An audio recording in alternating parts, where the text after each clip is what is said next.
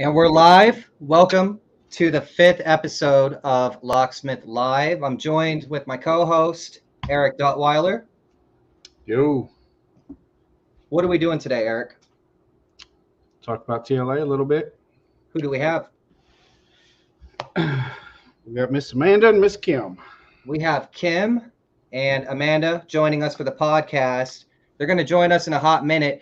Real quick, the TLA is coming up in October, and there is a lot of big news, exciting news. It's the best show of the year.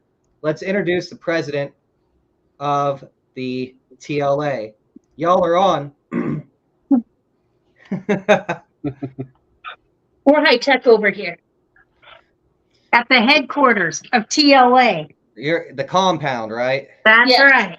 All right. So who are you and how I'm are you? Amanda, president of Texas Locksmith Association. And I'm And Kim, second VP. Second VP. So what's going on at the TLA this year that's so exciting? Besides the hospitality suite, What is that? What's the hospitality suite? that's where all the big after hours meetings take place. Of course, they take place with a lot of food and a lot of beverages of your choice. So a lot of alcohol. Well, I'm not saying that, but if it happens to be there and you happen to find it and make yourself your own drink because we don't make them for you, then yes. But TLA did not in any way provide the alcohol. We're not, that's true. TLA is not endorsing the beverage of your choice. You are endorsing your beverage.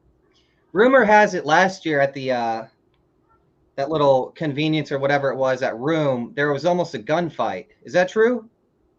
Gunfight? Yeah. No, I don't think there was a gunfight. There was a few words spoken, but I don't think we don't fight with guns out here in Texas unless you got a big problem. Yeah. Yeah. It was exciting. There was a lot of drama. It was a lot of fun. There was a lot of people from out of state last year. Are we expecting something of the same this year? We are expecting probably about 25% more than what we had last year. And we're getting emails and phone calls daily of out-of-state people either wanting to come to the convention, how do they get the classes, where can they get the hotel, and all those links will be up by the end of the week. We're also getting a lot of people from out of the country. I actually know one of them. His name's Dios. He's from the Philippines. So if we have the spaces, I'd like to see him, attend the class. For somebody coming out of the country, we would actually make space.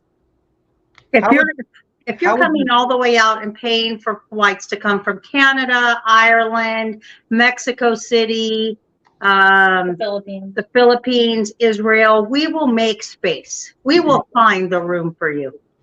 How do you vet a locksmith that comes from a different country?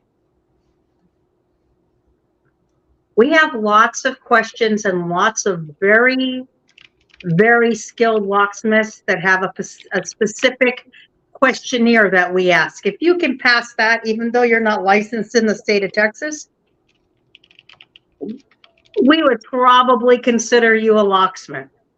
Now, I'm not saying that auto techs and commercial techs and institutional locksmiths aren't allowed in because some of them don't require licensing. However, we are only letting them take specific classes, not all classes. So Eric is going to pull up the TLA website real quick. This is where the information for the schedule is located and how to sign up for the courses. You said currently it's not up, right? The schedule? It's not. We just got all the information and descriptions of all the classes. And so we are working with our web guide to actually put them on the computer. Right now, we're live active for the hotel link. But by the end of the week, all the classes will be up there. And we are giving TLA members first access to them. So if you are a current TLA member, you'll have access to the classes before everyone else. Right. Okay. Yeah, that makes a lot of sense. So current TLA members take priority over out-of-staters and people who are out of the country, right? Right. So if you haven't joined the TLA, you should, because you get first priority. You also get cheaper pricing. And if you join between now and the convention, we will honor the pricing as member pricing because you are joining during this year.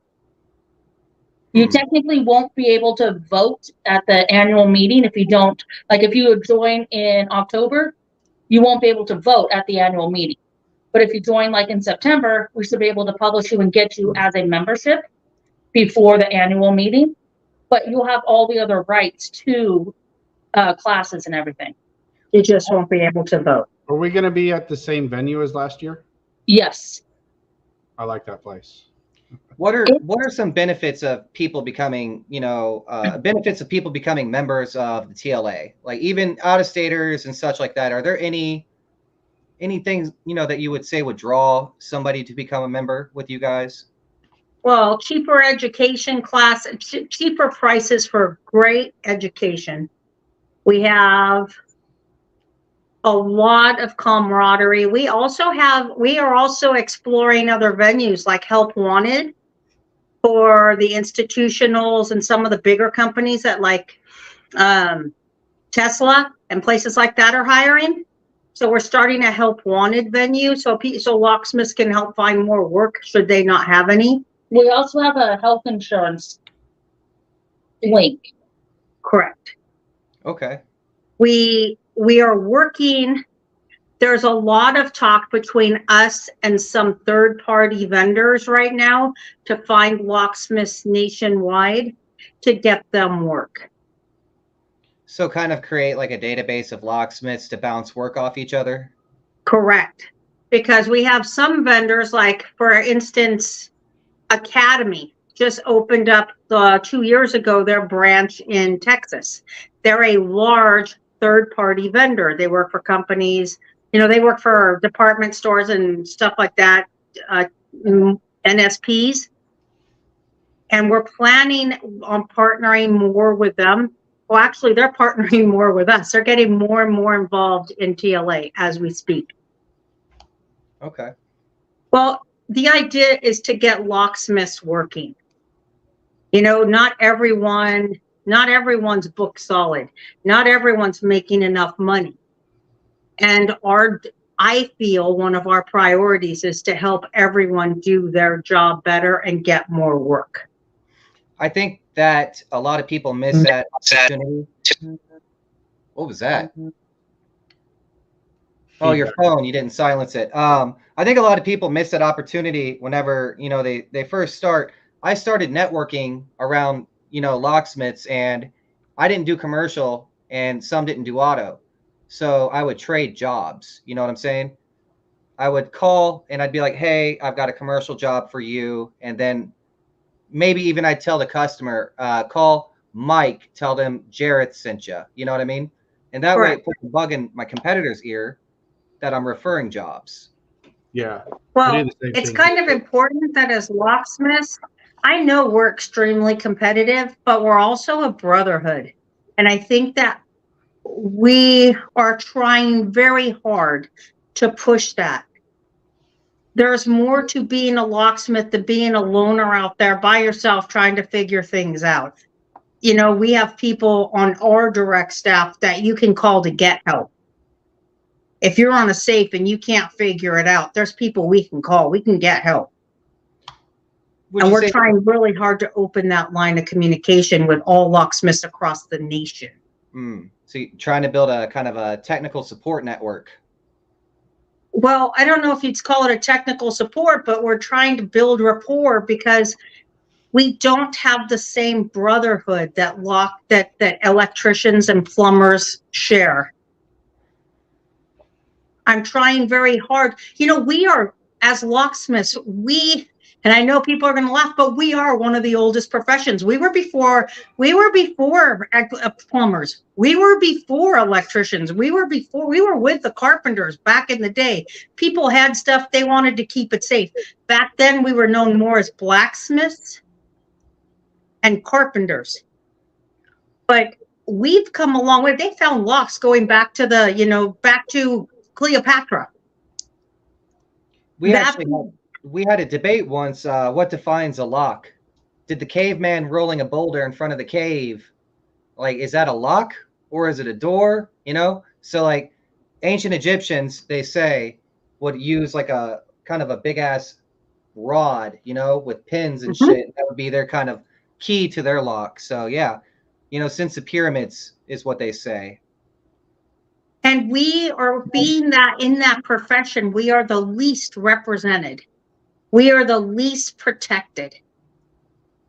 I think that as locksmiths, while we don't have I can't say the U word because people get all offended and all hostile, but as we need to have a brotherhood. If we can't have the U word, we at least need to have a brotherhood or an association big enough that listens,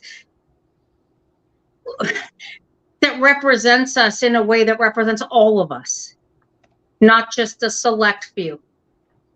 How could that even be done? Because it seems like locksmiths cannot trust one another because I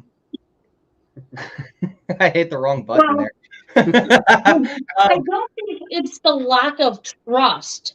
I think it's the lack of communication and camaraderie between us. Everybody's the competition's there. I get it, but what about undercutting? Well, you know what, hon, you got to do what you got to do to keep your business alive. Back in the day, I wasn't perfect. I undercut all my competitors. You know why? My family was hungry. But on top of it, I didn't realize my worth, my value. Most locksmiths have a very difficult time, especially new locksmiths that have been in the business a short time, don't realize their knowledge has a value. If it didn't, everyone would be a locksmith.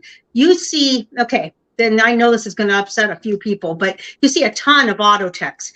Joe Schmo has got this thing off the internet. He's got a key cutter he found online. He's now making keys. He's not a locksmith, hon. Yeah. The guy with the dolphin and the Auto Pro pad. Yeah, he's not. Eric bought a KM100 locally. Tell him about that real quick. Yeah, I bought a KM100 locally from a guy who he wasn't even a locksmith. He was he's one of those guys that would go around and do like BCM, PCM programming, do all the ADAS stuff for body shops and such like that. And he said several of his body shop clients, they just kind of kept hounding him. Hey, our customers keep asking, as long as you're in here and their car's here at the body shop, they only have one key. Can you make them another key? And he kept declining them for a while. And then he bought a KM100. He bought some programmers and dabbled in it in a little bit. But I do like his whole attitude towards the thing. Like, I think what enticed him to sell to me was because I flat out asked him, why are you selling this? So, when I met up with him in person, I talked to him, and the guy is super smart. He's very, very smart. I really enjoyed conversing with him, but he told me, he was like, yeah, there's so many bottom feeders I had to weed out before, I got to someone I actually knew what they're doing with this tool, and not going to just run around town charging people, $50 for spare keys and this kind of nonsense. But well, that's an issue. We have so many scammers running around pretending to be, they're running around with locksmith with their, the keys on the side of their trucks, showing up, making keys, charging $3,000 for a key at Walmart to a woman with a baby because she was in a bad way. We have too many scammers. Is that okay? No, it's not. Because as a locksmith, the number one thing besides skill is integrity. Ethics. My favorite stickers on the vans are the ones that have all the stickers on there, and then you call them and they don't do those cars. Yeah, isn't that amazing? Yeah. I love the We Mercedes do and the car keys, BMW. Mercedes, Volvo, BMW, Audi. Call them for an easy one, and they're like, "Oh, we don't do cars. We don't do those."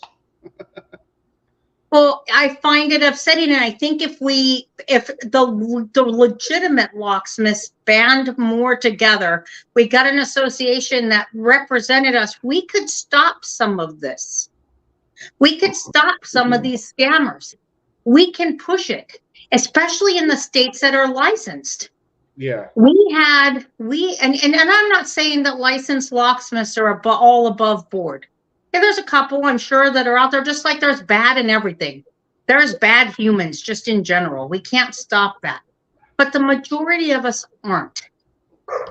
How would a Running union, around almost a year unlicensed?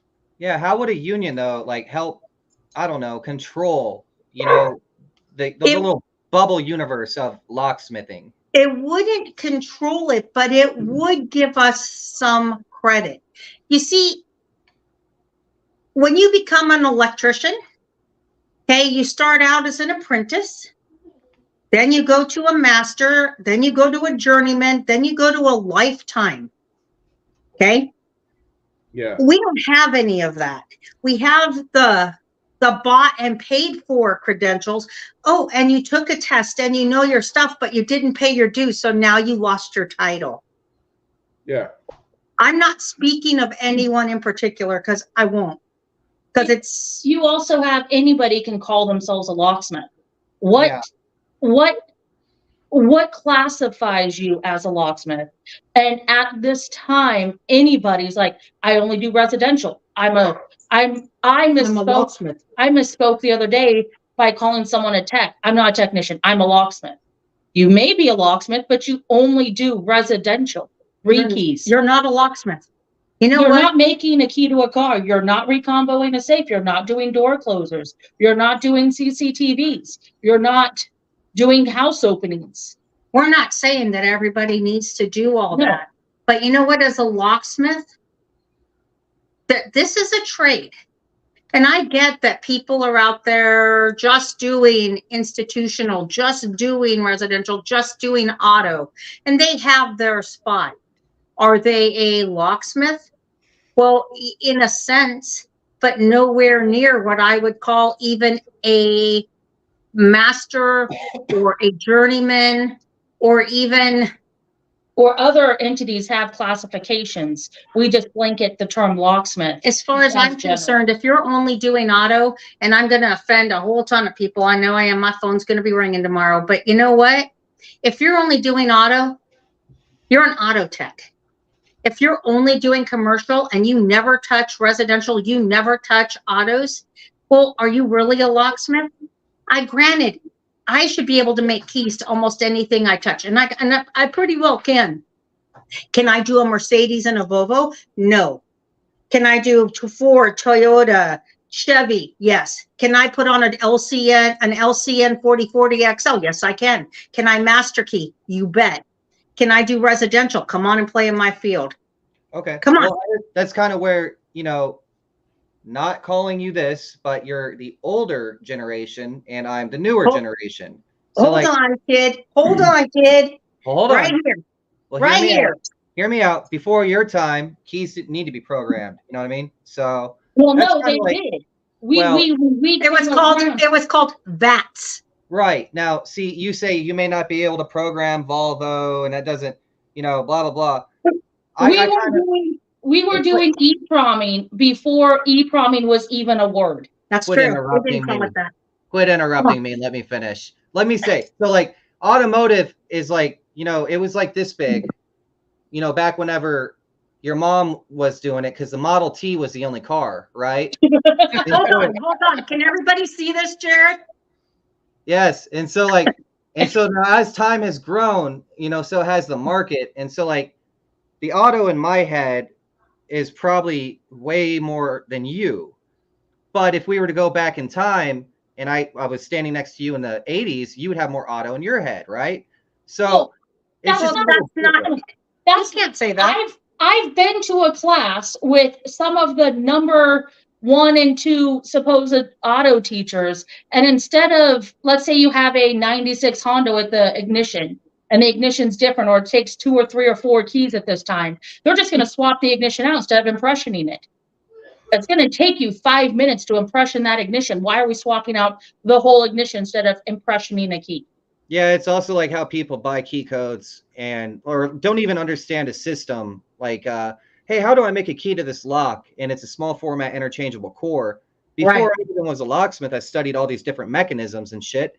And it's like surprising to me how people have business vans and cards and, you know, all this, and they don't even know how to identify a certain lock.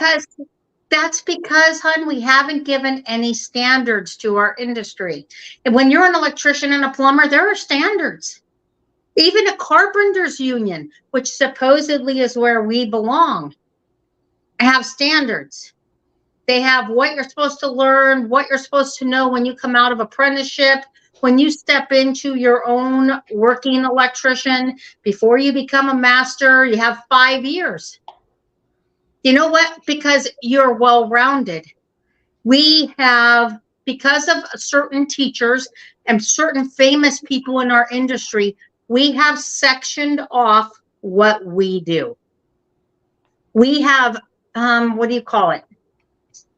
When you're so hyper-focused, this is all they do. Well, there's only money in automotive. Well, yeah, okay, buddy. Well, if you're not on Key Pro, you're not an auto locksmith. No, I didn't even know what Key Pro was, and I was doing autos. Right. Yeah. And also, here's something, Amanda, you had probably one of the first AR-32s, right? I had one of the first ones, yes. What was it called? It's a blue chip. Yes. And by the way, when you call John at AR, and I'm like, hey, I have a blue chip. I have a question. He's like, honey, they haven't been blue chips in 20-something years. I said, I know. Do you want the serial number of the first 1 or 2 that I have? We bought, because we had the foresight back then. They told us that transponders, when the Fords came out and they went transponder, they said, oh, they're not going to last. We jumped into that market. I borrowed the money to buy the first code seeker. Yes. That was our very first machine. It wasn't a T code. It wasn't an MVP. It was the code seeker. And we bought the blue chip because we were working on auto lots back then. And you had, in order to do the cores we were doing, you had to file down the legs and attach the little Soico clip.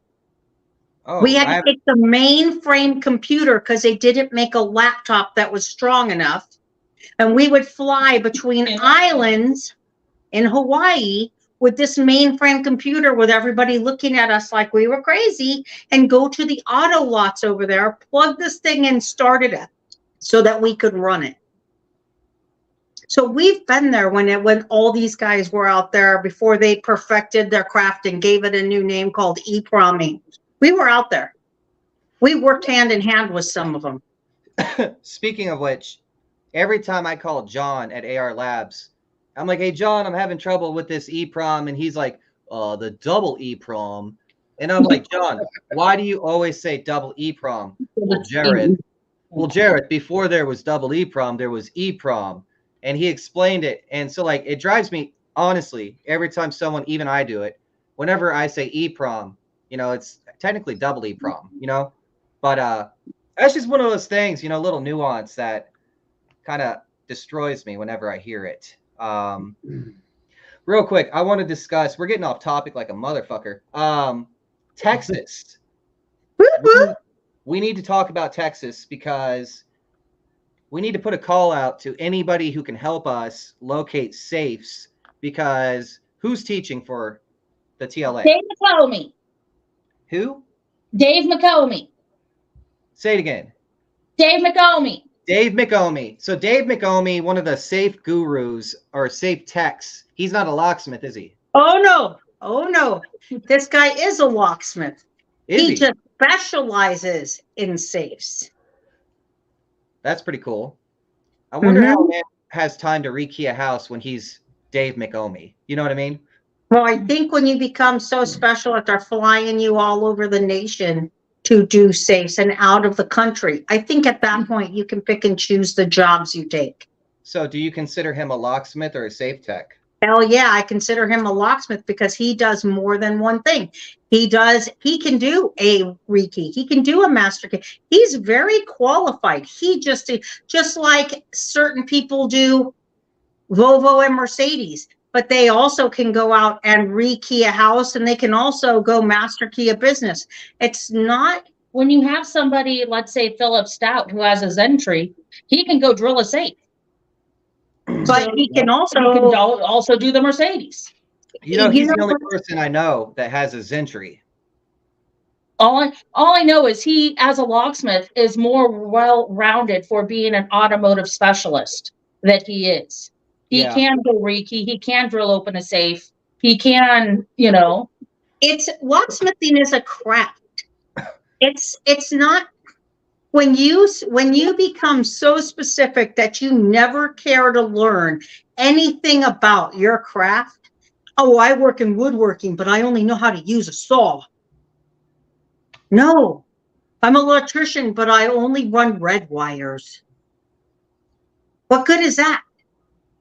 You know what? As a locksmith, not only do I have to learn electrical, low voltage, because we're putting in panic bars. I'm working on autos. Okay. I'm pulling down steering columns. I'm climbing under Honda flipping dashboards. I'm rekeying a house. I'm learning MTech and Schleg. I'm learning master keying. I'm putting on door closers. When you become so specialized that you never learn anything else, are you really a locksmith or are you a tech? I think that's kind of a similar argument to, is a neurosurgeon a doctor or is he a neurosurgeon? But the neurosurgeon had to go through specialty school. Yeah, but they had to go through regular school, then specialty school to be where they are. You didn't just jump into Fords and move your way up and some of us did. I'm not going to lie. Some of us auto techs, which I got yelled at for calling them that. That's all they do. Oh, I did a Ford. Oh, I did a Volvo. That's great. Well, I'm a locksmith now. No, you're not. And some of the best teachers that I know, what's his name with the Dodge teacher? What's his name? Walton. He will tell you he's not a locksmith. He's the one who broke the code for Chryslers, the 09 Chryslers and stuff. Oh yeah, I remember talking about him. You were telling us about him. Yeah. He will tell you straight up. He's a computer guy who had to learn making keys to cars to turn the cars on so he can program what he needs. It's like Eric's dude who he bought the KM100 from, He's a programmer who just was like, fuck it, I'll fill a gap. You know what I mean? Yep. Yeah. And they learned how to make keys because they had to in order to make the program work. You see what I'm saying? It's kind of, it's similar, like I taught myself and I'm pretty good, right? But if I haven't had the apprenticeship or whatever, would you deny me the opportunity to practice being a locksmith? No, because I think that somewhere along the lines, if you're a locksmith, you're going to want to learn because your brain's not, well, I'm only going to chase cars. Your brain's now questioning itself. Well, how did that work? Wait, how did you get that door lock to go in there? Wait, what's the difference between a residential lock and an IC core? What's the difference between a kick cylinder and a deadbolt? You know what I'm saying? Now you're starting to question, and questions are where we learn. Spreading your knowledge out so that you become if you learn wafer locks, you should be able to take your knowledge from your automotive and be able to go work on a mailbox lock. That's a wafer lock. I agree. You should be able to work on it. You should be able to work on a Y11, a cam lock. Mm-hmm. There's no difference. It's funny, like I called this whenever Lishi started producing residential Lishis. I was like, great. Now you're going to get people who are going to be like, can a quickset Lishi go into a Schleg lock? And people were like, there's no fucking way that's going to happen. We see it every day. Yeah. And now we see something new, and that's lock picking is no longer lock picking. It's Lishi. So we no longer see tension wrenches. Some of us. All the new guys is what I'm talking about, okay? We're talking in regard to the new generation. So the new generation is getting the Lishi.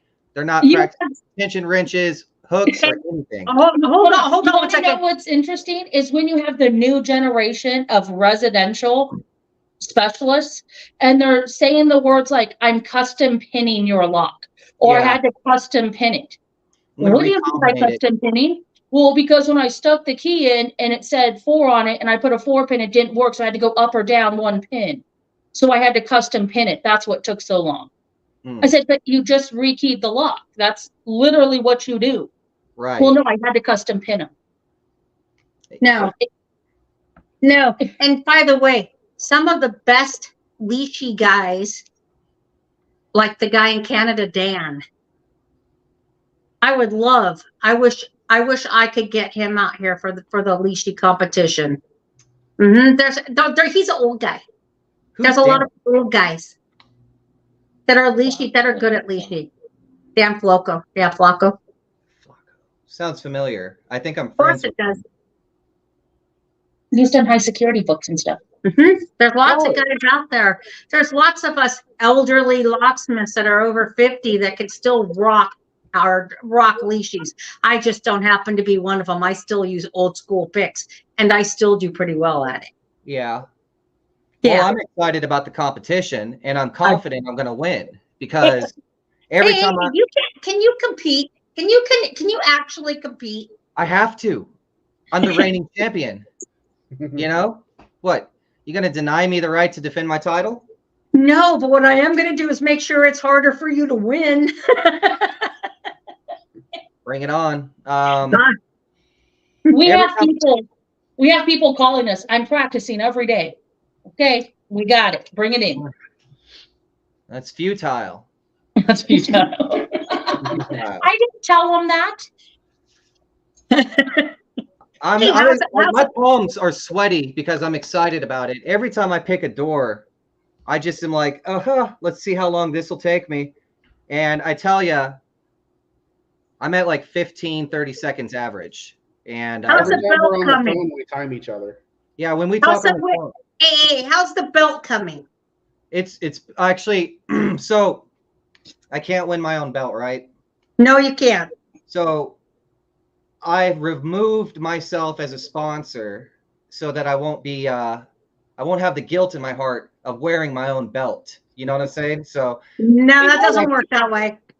we might actually have another position open for a sponsor if anyone wants to take that position. But we don't need it. We don't need it. So if we don't get a sponsor, no big deal. We need the belt because you know what? When somebody takes it away from you and you have to walk out with your head hung in shame.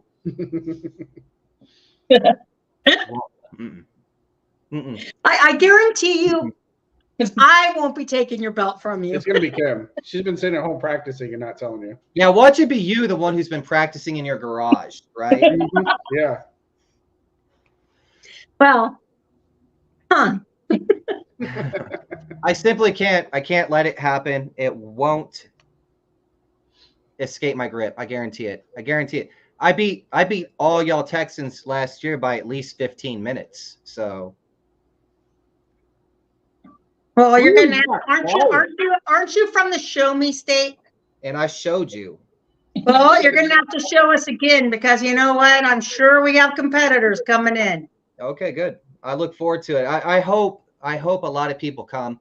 The only problem is that let's not let everybody finish. Let's give them a time limit, and if you take too long, you're done. That way, what? That's exactly what we're gonna do this year. We're probably gonna set a 3-minute time limit. Bet. Aren't you teaching leashing at TLA this year? I am. Good segue. I will actually be teaching the free class. That is, what day is that? Thursday evening between 6 and 8.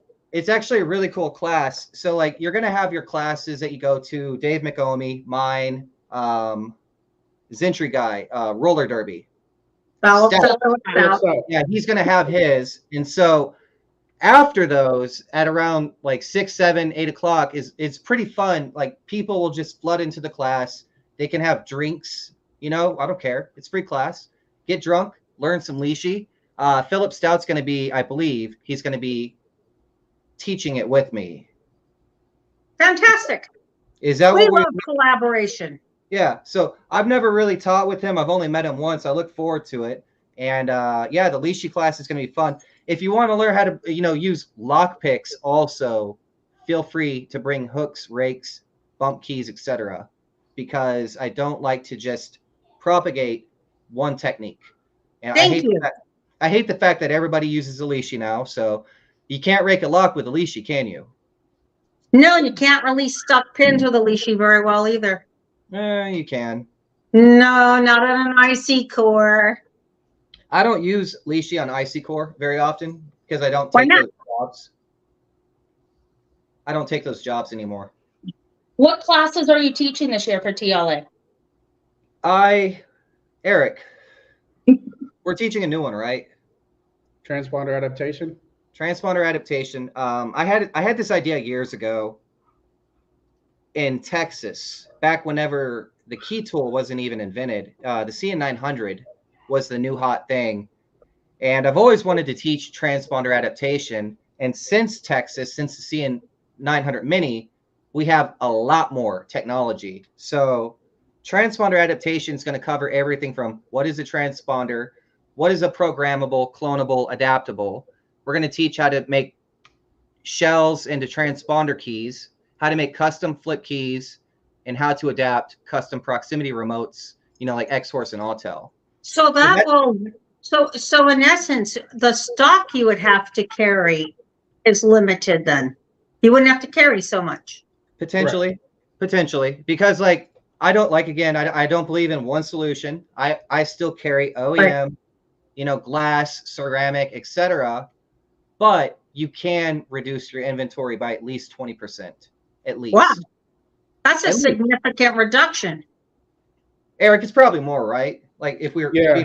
I mean, I like myself. I have a little container that's just got little cubbies in it, and I have a few OEMs in there, and they mostly sit. I hardly ever use them. I won't even lie. Super chip. Eric, wow. That's almost all I use are XT27s in most of what I do. What? So, I'm not having to spend like $5-6 a transponder and keep buying those expensive transponders all the time. Every once in a while, I got to dip into that stash and use one because a super chip's giving you a hard time, or it just doesn't work good on that particular system. On a comparison of pricing on some of these, let's say Toyota or Kia proximity remotes that you can get on X-Horse, isn't there a big significant in price between OEM and X-Horse Universal for Toyota? Well, adaptable is a better word because they're not universal truly, but an adaptable X-Horse remote for Toyota is like $40 versus 100 or okay. Yeah, most aftermarket are anywhere 75 on up. Right. And then obviously you got OEM and OEM refurbished. I carry thousands of keys. No joke. I probably have close to $60,000 or $70,000 worth of key stock. Yeah, for sure. Because I used to do nothing but automotive up until 2020. That's 80-90% of my business. And we carried every single key, even the Mazda card key, the credit card key.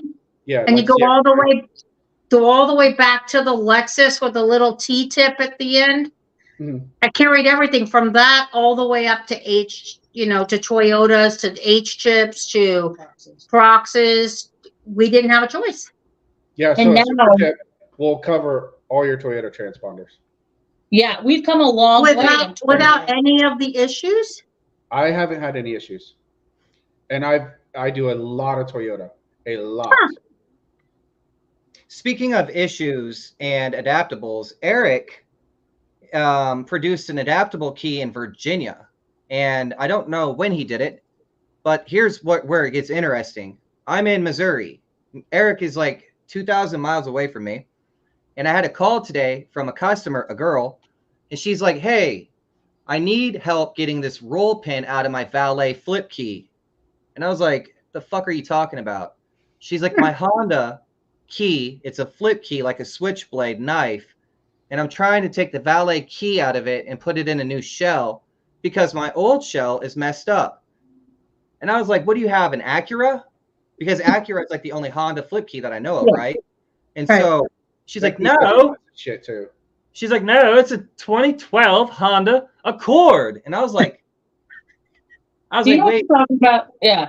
I know. I was like, hold on. I was like, wait a second. I was like, the original remote's not a flip key. And she's like, I know. She's like, it's from some custom keysmith in Virginia.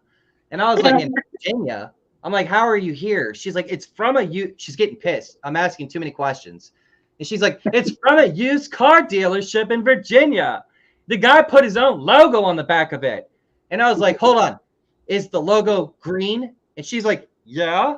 It says FXBG or something keys on it. I was like, oh my God.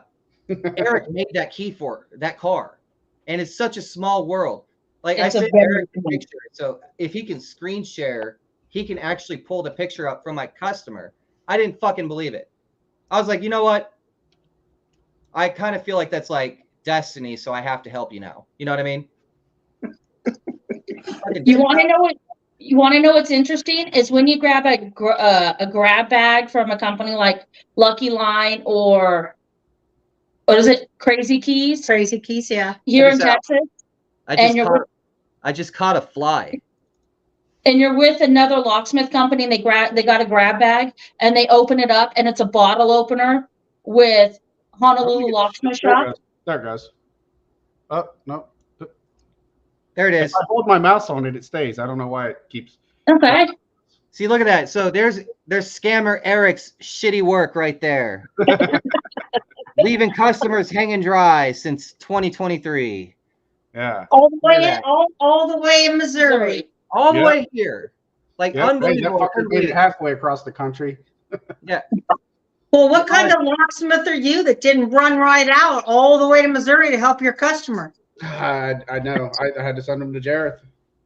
Yeah, a real locksmith. He sent him to a real locksmith. Yeah. A real locksmith. Because I do more than just auto, you know? Yeah. There's a lot. Right here. Hey. There's no sin in that. But when I talked about an association and becoming something bigger, we take the idea is to take all walks of life in locksmithing, but to expand their knowledge. Because you know what? I don't know how to do other shit. How many commercial calls are you going to turn down before you decide, oh crap, I could have made money on that? And how many times are you, maybe, I don't know, but there are lots of companies out there, not just scammer. Well, all of them are scammer companies. I'm sorry. I don't care who I offend. Like, people who don't even register their locksmith trucks in the state they're working. They keep them out of Kentucky.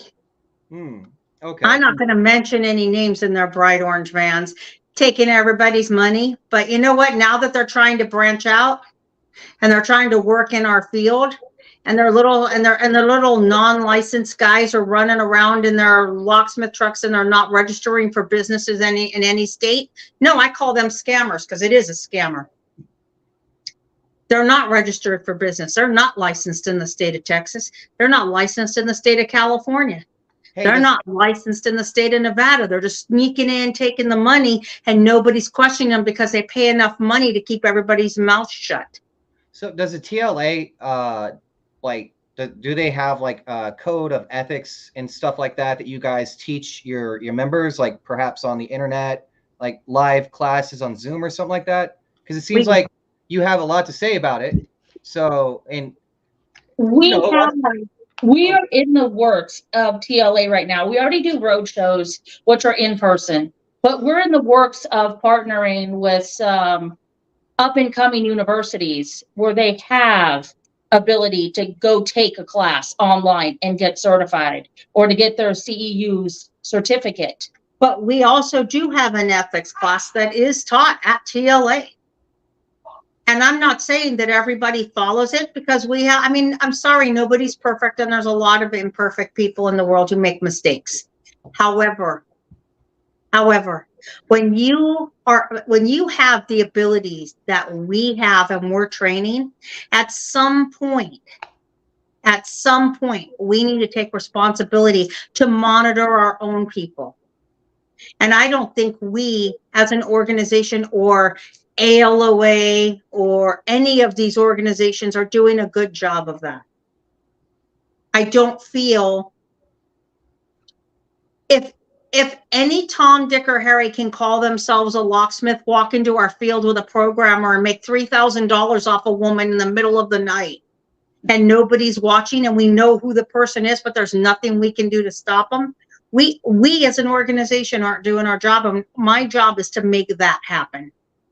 Whether it's through legislation, whether it's through unionizing, whether it's through associations, whether we need to become stronger as locksmiths, because you know what, all of us, we might not agree on WD-40, Triflow, and what's the other one, Houdini, but we do all agree on one thing, that there's a lot of scammers in this business, and it's embarrassing us as a whole. We can all agree on that. Yeah.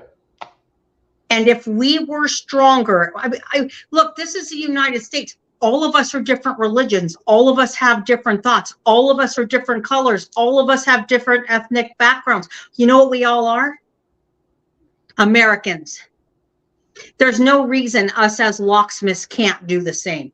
We might not agree on Triflow, WD-40, or Houdini, which I totally love Houdini because I love the smell.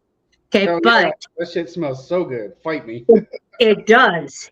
However, what we do, what our differences aren't as big as our grievances towards the people who are taking advantage of us as a whole. So who's taking advantage of us?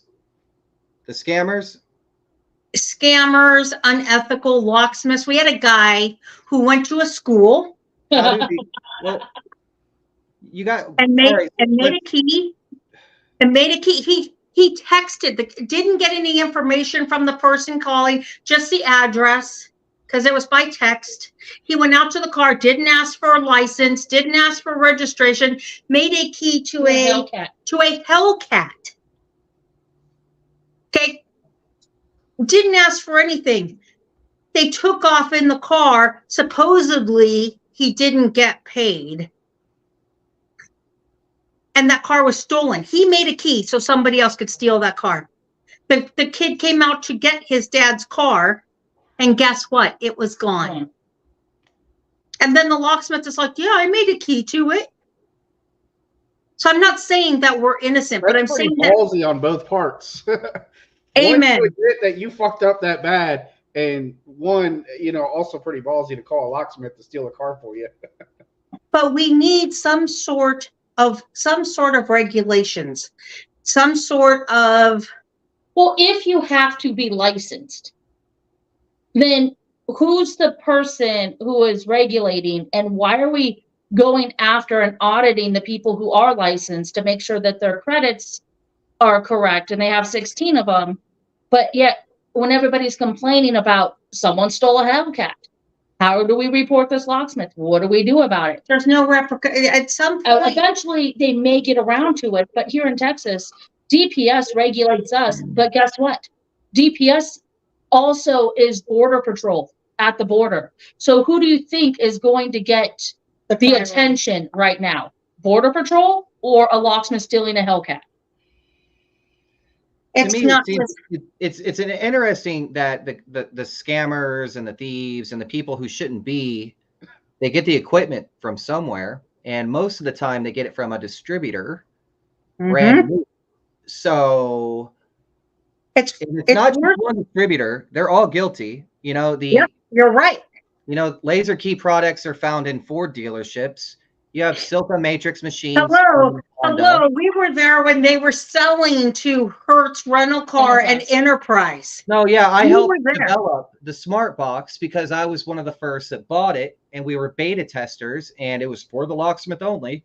And then after we ironed out all the wrinkles and kinks, they sold it to fucking Energizer Battery, which sold it to Hertz, Enterprise, I want to let you know, Ace Hardware. I still have 17 free tokens on my smart box. They never gave me mine because it was the they pulled that old switcheroo where you get 50 tokens and then they're like, well, you only get 90 days to use them, or or you send us a video of it working and you get them forever. And so I was like, fuck you. I'm not going to sell your product that you're selling to my competitor. Well, you know what? I'm not going to pick. I don't want to pick on them anymore, and I want to pick on any like Auto ProPad or anyone else at this point. Well, My it's thing a perfect is, example. Look at Advanced Diagnostic in 2018. I know there was a war then, but what I'm saying is, as an organization, we need to get stronger. And if the other state organizations don't want to step up, and our one universal one doesn't want to step up and help us get some legislation and help us start getting a brotherhood going, maybe the great state of Texas needs to do it. Maybe maybe you can lead the way in some kind of, fashion. Who knows? Oh no, I don't know. I think you young guys need to do it. I'm just an old lady. I'm a dinosaur. I don't know much. I agree. Hold on. You forget Missouri's only some areas from Texas, probably less than a 12-hour drive. Shit, y'all are used to those long drives being at Texas. Mm-hmm. And I'm an old lady, and I'm used to showing up and scaring you when you least expect it. Especially when you show up to make a key. Especially when you show up to make a key and you're not expecting it. Hello, I need a key made. Yes. What kind of? Oh, it's a Mazda. Yes. No, the other locksmith recommended you. You'll show up. I don't have to come to you. You'll come to me. That's kind of a threat. Like no, because you're gonna come to TLA. I got you then, and I drive for you. This is true. Yeah, you're gonna fucking crash into some toll booth. What did you wait? What did you call me? 90 miles an hour. Yeah. No. What did you call me? Fuck around and find out. Yep. Nothing's changed, honey. Nothing's changed. So we've got transponder adaptation that me, Eric, and Paul are going to teach. That is, unless they can get into Dave's class, and then I'll just teach it. I've already taken a safe class. I want them to take it. The first day, that's actually the second day. The first day, we're teaching automotive leashy. So on Thursday, there's a free residential leashy class that's being taught by me and Philip Stout, as far as I'm aware. I believe so. As far as I'm aware. So, and then before that, we're going to teach automotive leashy, everything from Chrysler, Ford, high security, internal forecut, external forecut, etc. And if you struggle with any of those, I say come to my class, if you're auto. But if you're a safe tech and you do barely any auto, Dave McOmie. And also, if you're just a beginner and you never produced a car key in your life, tread cautiously when coming to transponder adaptation because it's going to be highly detail oriented. Yeah, and I'm not going to lie, it's a lot. It's hard for me to explain to a new person why an H72 doesn't cross-reference to an H94, right? Yeah. And no matter how much I try, the difference between a glass chip and a wedge, it's hard for people to wrap their head around it. Yeah. So I totally agree. There's a lot of things in our industry now. Like I said, auto has grown in such a small amount of time that we are just flooded with new tech, new things, new rules, exceptions. Well, you got to figure when some of the transponders came out back in the day, you were only allowed to buy from this company. And if you didn't, and you're going to wreck your programmer. Yeah, Stratec. 599114 is the only key you're allowed to use. And now with all the chips, you can take a H75 shell and put an H72 chip in it or H94 chip in it and shrink your inventory down. It's hard for people to wrap their head around that when they only know an already done transponder. That was a good comment. That is a good comment. Yeah, let's read it real quick. You're telling me making keys is hard? Customers tell me it's easy all the time. Isn't that the damn truth? Until they It's- need you. Yeah, everybody's a locksmith until they need one, until they brick that nice little Toyota sitting at that Toyota RAV4 that you thought would be so easy to put a key into. Now it's a pretty little garden gnome sitting in your driveway. Amanda, I want to talk to you real quick. One of my big pet peeves is, it's going to sound so racist, but in Africa and everywhere else, Toyota and Lexus is known to be like reflash only on certain systems, right? And so in America, the 4C systems are not always EEPROM required. True or false? True. Okay, so now that we got that out of the way, all the time I come into contact with people who immediately do EEPROM or double EEPROM on 4C systems. What do you have to say about that? Most people do not educate themselves before they go out on a call. They don't read their locksmith, what I call the locksmith Bible back in the day. Look it up. There's a couple different reference sites you can even have on apps. They're just like, yeah, I can do that car. Go out. And back 20 years ago, it may have been the only way to do it because you didn't have either the machine to do it or the technology to do it. And now we have different avenues. And people just do not research before they go. And it drives me nuts. Like that needs to be a mini class. It really, well, I tell you, like research, how to research. Yeah, exactly. That is something that's so easy to do that you see so many people struggle with. You know, what key do I need for this car? What FCC ID is this car? You know, what keyway does this car use? Look it up. It's a lot easier today when you have the APP app or this app or the internet versus, literally 15 years ago. Yeah, those guys had fucking books. We have books. I have a whole storage full of books, code books, manuals. Dude, I even have the original Trisket on 3x5s. Right. Oh, I have that. too. Yeah. An old locksmith was selling it. I had to have it. That's what we need to have. We need to have the Trisket Award for the biggest asshole that we find that is a locksmith. Okay? Or vendor. If anybody ever talked to that guy, nobody I've ever met. He hated, I had a huge staff back in the day. Before my accident, we had tons of staff. He talked to 7 of us. Oh, he hated me. And he pissed off every one of us in one way or another. There's no way to piss off Amanda. It's hard. It's hard. Oh, he was able to make her so angry that we got rid of Trisket and went to Instacode when they first came out. They called us and said, hey, we want to talk to you. They talked to her. So we need that award. We need that little 3x5 floppy or whatever it is on a stand. And we give it out to people who deserve that award. We call it the Trisket Award. And I'm sorry if I offended him. No, fuck him. So,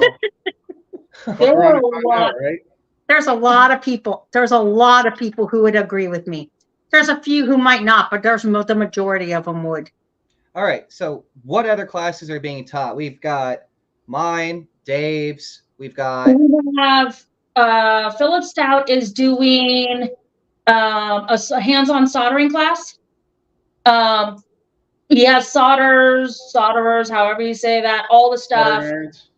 Soldering irons, what kind of tape versus the putty versus all of that. His second day class is going to be VW group, which is like VW, Audi, what is that? Lambo, Bentley. Porsche, Amy Bentley. Yeah, so that's going to be a second class. We also have Bill. I call him Packlock, but Bill Dahl. I love Bill. Yeah, he's coming and he's going to do a 3-hour small format class on Wednesday, a 8-hour master keying class. It's condensed down from a 16 unit or a 16-hour class. Yeah. He's going to condense it.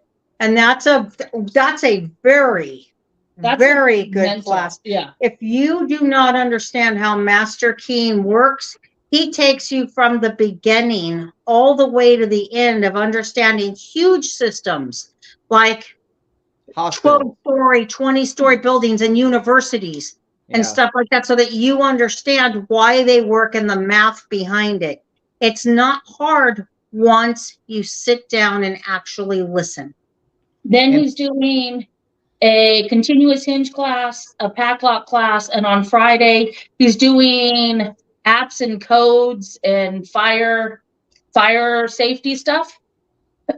We have GKL coming to do storefront door repair. So if you don't know it and you want to pick up some extra income, storefront doors, entering commercial storefront doors is huge money. Aluminum frame glass door repair. That's big money. Yeah. It's quick, it's easy. It doesn't take much time, but unless you've been there and you've seen someone do it, it's hard to get into. We also have D-Techs coming to do, I'm calling it the Home Depot class, which is the garden center, the receiving, the tool rental, their V40 line, anything that is Home Depot. So if you're an NSP person, you work on the Home Depots, this is the class for you. I do recommend bringing your multimeter so you know how to use it correctly. Multimeter. We also have the Dave McComey class where if you have safe equipment, if you have drill rigs, if you have stuff like that, bring it in. You'll be working on your equipment with the safes. We did get a sponsor from NBA USA to help on the drill bits for Dave McComey's class. We also got a sponsor from Bullseye, bringing us different kinds of lock packs. So for like safe deposit. I didn't get that involved in it. He's going to ship me a list of what we have. We also have people who are driving in, bringing their safes. What do we have? Like some Gary Roundheads coming in? We have some Gary Roundheads coming in. We have some bigger safes coming in. We're trying to find a place to store some of them right now. His words were, he's only limited by the hotel hours, which we don't have. He can have as long as he wants, and by the number of safes we can supply. So we figure right now we have 30 safes, and this is just July. So, and we haven't gone fishing with everyone yet to find out who's got safes in their back room. We're looking for safes because we will fill that place up. So there, I want to propose something. Perhaps you guys open a donation pool to help pay for transportation of safes or money. Because I can donate something. I can maybe help donate. I cannot ship you a safe. You know what I mean? That's a good thing. Okay. We've actually got some of the guys actually going out and picking them up with their own safe dollies and stuff. Like Robert Bozart, who was teaching the safe moving class last year. Yep. He was going to teach it this year, but instead of that, he's coming to take Dave McComey's class, and he's bringing safes with his safe mover to the class. Nice. And we got guys coming out of Washington with safe heads. Yeah. We've got people coming from all over the place just begging for a seat. So it's just us finding enough safes. We're knocking on doors as quick as we can. Are you ready? Are you ready for the shit show? Hell yeah. We also have some other classes like rules, regs, what you need as a business. Are you doing your 941s? Are you doing your quarterly taxes? Are you, putting in your PSP 05 on time? We have Diane Arnold coming in and doing preparing for loss. If something happened, are you a second signer on the checking account? Are you access to go get a manager? Do you have enough insurance to cover it? Do you have the right insurance coverage? She went through a tragic loss where she lost her husband rather quickly. And she ended up she's now carrying the load. She wasn't a locksmith. Yeah. I went through a horrible accident. I wasn't prepared. I had the best insurance known to man. We're still fighting. I'm still in court. Every day it's a fight. just to Well- just to finish my medical bills. Well, That's not including all the stuff I've lost because I was so badly injured. well, look at Eric Lambert. Yeah, Eric Lambert, he was in a major car accident, just like mine, hit by a drunk driver, just like I was. Almost lost everything. Yeah. What happens when you He can't almost work? lost his life. So Yeah, he's lucky to be alive, that guy. he is lucky to be alive. Yeah. You know, what do you do when the guy who hits you has zero insurance? The guy who hit me wasn't even a United States citizen. You know, he hit me with zero insurance. It wasn't his car. He had 5 drunk drivings. I spent 10 days in ICU. Okay. The fact that I am where I am today. Also, Let me just interject real quick. I'm a convicted felon. I committed one crime and I lost my gun rights forever. And that's a right. Now, driving is a privilege, and yet they can offend 20 times. You know what I mean? yes. And it drives me fucking nuts. It's a weapon just like mine was. And Yes. even when I was in jail at that time for committing my crime, there was a dude in there that everybody fucking knew. They're like, oh, he's back. I was like, who is he? He looked like a businessman. They're like, oh, he's here for like his 9th DUI. And he was just like, yep, here I am again. You chose to drink. It wasn't like, hey, I woke up and had cancer. Yeah. You and, chose. Yeah. They told me to, hey, accept responsibility for your actions. And I did, obviously. And it's like, but with these people, they give so many fucking chances. Like Eric almost got, not this one, the other one. He almost got killed. Yeah. You almost got killed. Like, Yeah. there are a lot of people who have been killed. And so just kind of a personal aside of something that pisses me off from that outside looking in.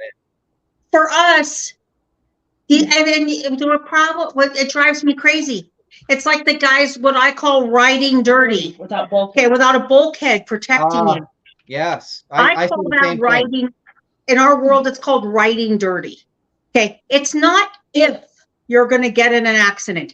You spend just as many hours on the road as a truck driver with a whole shit ton less training. No, I could drive. I got my license when I was 16. So I'm going to spend, 70,000 miles on the road this year. And guess what?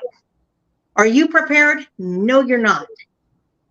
It's more than just driving from location to location. You have no control over the other people on the road. I watch these guys on the phone, texting, going to their next location, today. Facebooking. I'm watching locksmiths do the same thing. Okay. Your life is precious, and you'll never know how precious until it's taken from you or until it almost is. There was a guy who was a locksmith. I can't remember his name. He had no bulkhead on his van, and he had been working for like 16 hours, and he fell asleep at the wheel. And whenever he crashed, he went into the ditch. And normally that'd be a survivable, like no big deal, but his unmounted machine behind him, Oh, wow. damn near took his head off and killed him. So just kind of a allegory there of like, like they said, the tissue box in the back of your car can travel at 60 miles per hour in a car accident and really destroy you. Imagine a key machine that has a cutting wheel and weighs 50 pounds. It removes you instead of just hitting you. So yeah, I need to get a bulkhead in my van too. What? Guilty of it. Yep. What's that guy say? I won't even No bullshit. way. Fuck's sake. What? Fuck's sake. Fuck's No way. You know what? I need to get one though. Like It's under $1,000 installed. not for my van. What are you driving? A Transit. Hell yes, it is. I paid in the big Nissan I have. It was $700 installed. Come to Virginia. That shit is not no $1,000 here. Come on to Texas, hon. Bring your van to Texas. We'll take care of you out here. I'd be scared to might drive even this be that far. We might even be able to there to get a bulkhead.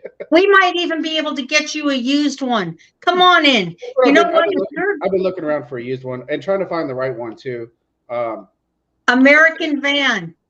I want to get one that's got the sliding door as well as has the vents on it to pull cold air back. Look at American Van. Look at what's the other one? What's the other one? Steel. There's Steel. All of them have them. There was another company too that makes the nicer Ranger. Ranger. Ranger, I think it was. They make the fiberglass ones, right? Yes. Yeah. I'm gonna look into getting one of those. I actually just finished finally insulating the damn thing. Okay, where is our locksmith ticket book? Okay. You're gonna give me all the tickets. I am. I'm gonna come to Virginia after I beat you up. Okay. Yeah, we'll make sure that we don't kill you, but we'll hurt you enough to where you can think about it for a while. I'll have one before I get to Texas. So okay. It's no joke. You don't control what's happening around you. As much as you think you have control. I've only had the van a couple months. It's not even. It's mostly done, but I'm still not done with it. Like I said, I still got to get a bulkhead. I still got to finish some insulation in the back. I got a couple other things. The second thing I did after I laid my wood floor. Yeah, trust me, believe me, it's been in the back of my head. Like, yeah, I get into an accident. I'm my fucking head today. I got my bulkhead for my Econoline from the junkyard. So yeah. I wish there was some advice right there. from the junkyard, to be honest. I paid $110 for mine from the junkyard. Yeah. I got one for my other van at the junkyard as well. It was easy to just go in there, find one, pull it, and install it. As Amanda says, no driving dirty. You are. Now we got Anna giving me a hard time. That's right.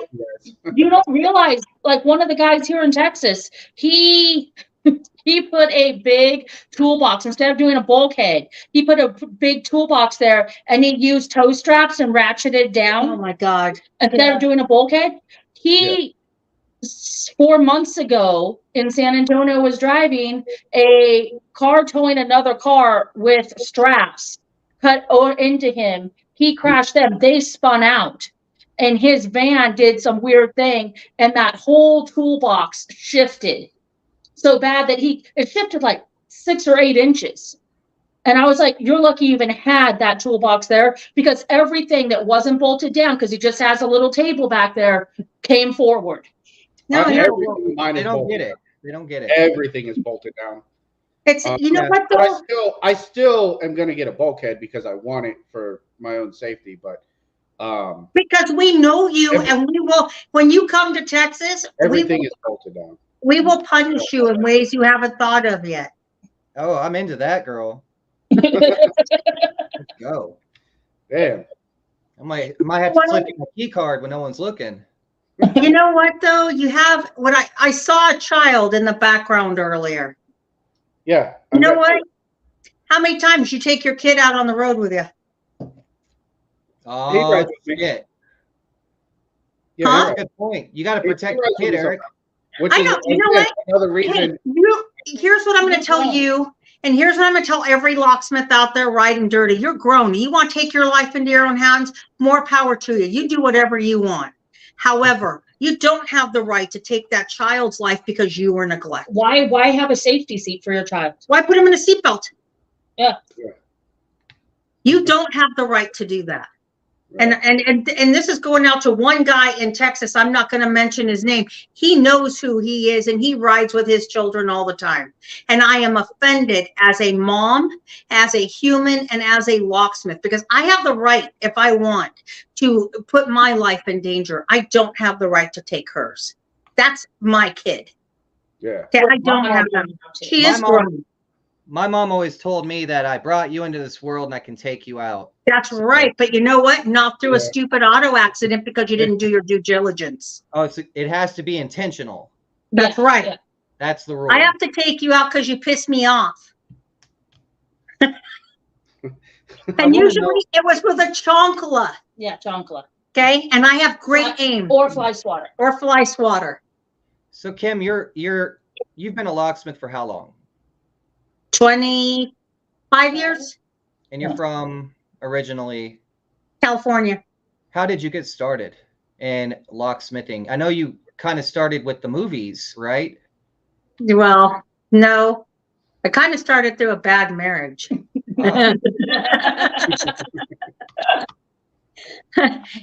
His family was a locksmith. And I never dreamed. I didn't even know what a locksmith was. When my kids lost the keys to my car, I went out and swapped the ignition. I didn't know what a locksmith was. I married one. So you divorced him, and did you keep his business or start your own? No, his daddy had a business, a little tiny shop in Morro Bay, California that was gross. It was gross. It was doing about 40. It was doing $40,000 a year back in '99. And that was big money for him. He did 1-2 calls a week. He was, by the time in 2004, by the time I took the reins of the company in 2004, we were not only in California, we were also on 3 islands of the Hawaiian Islands, and we had branched into towing. So we have a very large arsenal of automotive background.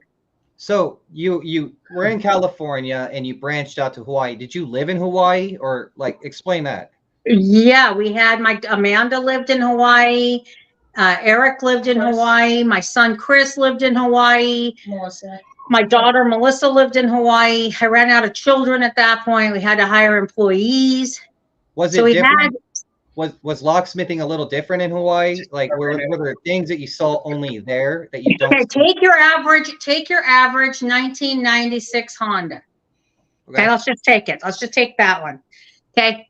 And now go and y'all in your 96 Hondas, right? Yeah, come on. You're gonna make a key to it. Come on. Yeah, and you take out the door lock. The very first thing you do is you take out the valet lock, you look at the code, run the code. Guess what? Doesn't fit anything. The key works in the valet lock, but it doesn't work any doors, it doesn't work the trunk, and it doesn't work the ignition. Okay. So, and this is coming, you gotta understand, when I stepped into this business, I knew nothing. What is less than nothing? I was a district manager for a department for a retail store. That's what I did for a living. I had no clue. None, zero. So I came, and back then they didn't have classes. They didn't have the cool internet. They had associations, but they weren't going to let some woman in. And back then, California Locksmith Association was already disbanded in the early 90s. Right. So by the time I came in, there was no one. And California's not like Texas. I might not like you here in Texas, but I'm still going to help you because that's what I do. In California, it's every man for themselves, and they're cutthroat, huh? We're not helping you. Not only that, but you got to think, being a female locksmith 20-something years ago, it's hard today. Imagine then. They were not very pleasant to me. So, and being a business owner made it worse. A lot of people will kind of shit on that argument about like, oh, there's not sexism in our industry. Eric is actually kind of mentoring a very young and pretty locksmith, and she comes across a lot of fucking talk about something real quick about what you've seen, like how a car dealer will ask if Eric is coming and not her, you know? Amen. Yeah. So like Eric will try to refer out jobs for her. You know, he'll be doing something and he will shoot Paula. He will send her some job, and she'll go to one of Eric's regulars and they'll be like, where's the man? You know? Yeah. Sometimes it's the polar opposite. And it's just because she's pretty. You know, dude, I get that every day. And when I show up in a giant van with Locksmith, giant pink letters, and it says lockchick.com, and you're still asking, well, when's the locksmith going to get here? Yeah, and it's pink letters, right? Giant pink letters. Yeah. I remember, like, because I never saw your face, and it was like A-E, and pink. I was like, I don't think this Amanda chick exists. And then we saw each other in Texas one day, and I was like, you know, you offended me, but you didn't mean to, and I didn't know who you were. And so I gave you a look of hatred, and you were like, ooh, oh, fuck you then, you know? But then whenever I found out you were Amanda, I was like, oh, I'm sorry, you know? And it's like, yeah, you're a pretty badass locksmith, one of the most badass that I know. And you are a woman, right? I believe I am. I was born a woman. I was there when she was born. She was born a girl. What is a woman? Still identifies as one. Wait a minute. Did you just ask me what a woman is? What is a woman? Something that can pop a baby out of their vagina. Go look up the Roseanne Barr answer to what a woman is. Yeah. Right? As soon as you can pop a baby out of your penis, we can talk about womanhood on you. And I don't care who that offends. A boy can dream. A boy, you know what? I wish you guys could carry babies just as much as I wish I could pee standing up, and I could pee outside on a tree just like you guys do, because I would kill for that ability someday. Can you imagine in Hawaii when there was no restrooms? You can still pee outside. Yeah, you know what? But I have to undress halfway to do it. You guys just kind of sneak it out, open the door. No, I would kill for that ability someday. Listen, lady, I don't know what you've seen, but there's no sneaking this thing out, okay? I don't know what you're fucking talking about. Well, you know what? If we really want to get graphic, you got to understand women have been told, wait, where's the camera? This is 12 inches their whole life, okay? So, we have a lot to talk about there. Or actually not a lot to talk about, right? That's exactly right. Not a lot. Very, very few. That's exactly. Well, there is that stuff. What is it? In your wife's panty drawer, there's something in there that might be, just for what's his name? David Doolin. No, is that who it is? David Doolin. Who gives me a hard time over that? Yeah, Mo Ali. Who's the guy who hangs out with Mo Ali? David. David. You'll never let me forget that I was upset because they put in their brochure. Oh, I know where you're going with that. Yeah. Yeah, they put that in there, and I found it offensive because you know what? It's hard enough being a woman in this field. Now you're going to tell me that I got his electric pick gun in my panty drawer? Hun, that ain't what I be taking out of your van, baby boy. Yeah. We're talking about drills, okay? We're talking about major stuff. I'm not taking I your remember you bringing that up last year. You told us. You're right. I remember because Mo Ali came up and he addressed it, and so did David Doolin. It's David who's never going to let me live it down. Yeah, I remember. He's never going to let me live it down, and that's okay. You know what? I have a good sense of humor about it, but you know what? It goes back to the thing that it's so hard to be a woman in this business, and how dare you put that out there? You know, it's a joke among all of us, but how dare you publish it for the whole world to see? Don't belittle me like that. I earned my right to be here. I've worked just as hard as any man out there, probably twice as hard to prove who I am. I got kids, generation kids who are locksmiths. Who have been locksmiths longer than most of the people out there. So when you're coming at me, you've been a locksmith for, I've been since 2012. I've been through 2000. Look, buddy, put on your big girl panties because we can go to war. And I just want the same respect that the men get. I don't get it. And they're hard on me. They're hard on me. COVID for me. It's hard. It's hard being a woman in this business from customers. And then you get it from your peers. Yeah. And it depends on where you go too. Like some of them, they prefer to deal with the woman. I've been training my girlfriend. She rides with me, and we're working on the phone thing, but I pretty much get her to answer all the phones. And, the customers, they always want to talk to her. They don't want to deal with me. Ask Jared how I talk to my customers. Well, I know. Okay, let me see. When I deal with the general public, it's one thing. I'm polite, nice guy, business guy. I want your business. But when I go to the dealerships, my regulars, I tell them they're fucking idiots because they are. Yeah, there's no filter. He's like, oh, fuck, this is stupid. And they're like, what, Rhoda? What? Funny. So, Kim, you were, you kind of married into the business. You did your thing. You got divorced. You went to Hawaii. And Amanda, how old were you when you stepped into the business alongside your mom? 15. I wasn't even old enough to be licensed yet. She was the youngest female locksmith ever licensed in the state of California. At one time, yeah. That's pretty cool. So, yeah. And it's interesting when you're talking about female locksmiths, because when I got licensed, I was 18. Imagine sending an 18-year-old, and at that time I was thin out there. I would show up on calls and it would be like, oh, well, what are you doing here? Go bring the locksmith. I'm like, I can bring a guy. I would go out and bid sites, and I would like literally go pick up a random guy in town and be like, hey, I need you to come with me and just stand there, and I'll take all the notes, and they're just going to ask you questions. You say, I'll get back to you on that. I'll get back to you on that. And we leave. I make the bid. We'll get the job. We used to pay Uncle Brad just to go. He's an ex-LAPD. He knew nothing about locksmithing, but we paid him just to stand there on job sites because we were girls. Like at Apple stores. We did all the Apple stores in almost all of them in California. Oh.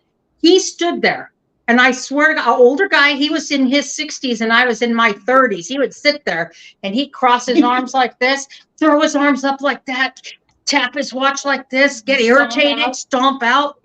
People would come up, ask him questions. He'd come, hey, they need to know this. What do I tell them? I'd tell him, he'd walk out, I'd get the job done.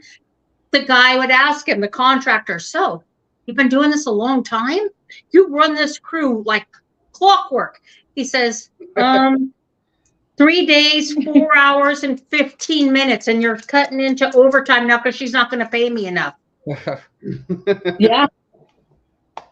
That's kind of what we were doing. That's what we were doing.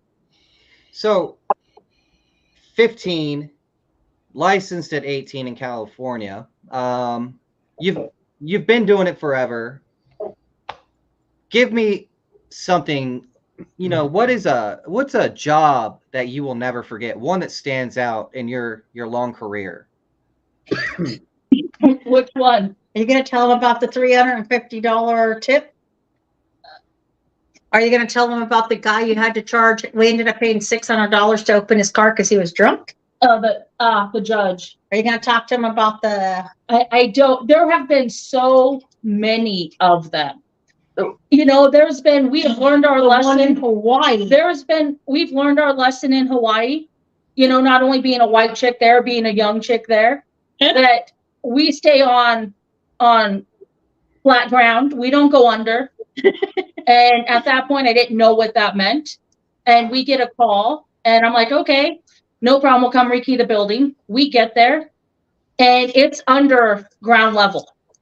We didn't even know there was. I didn't even know there was underground. So we get there. We're going to rekey it. And this guy is probably about 55 or 60, tall, Hawaiian, just retired from the police station. And he's like, I need it rekeyed. Okay, no problem. So I'm rekeying it. I don't have a rim cylinder, and all I have is mortar cylinders. I go out to the van. We meet this other locksmith. His name's Anong. The first time I ever met this guy. And he's like, what are you doing here? I'm like, I'm rekeying this building. He's like, which one? I'm like, I don't know. It's down the stairs and then down the stairs again. And he says, oh, honey, Wahina, you should not be down. You need to stay on ground level.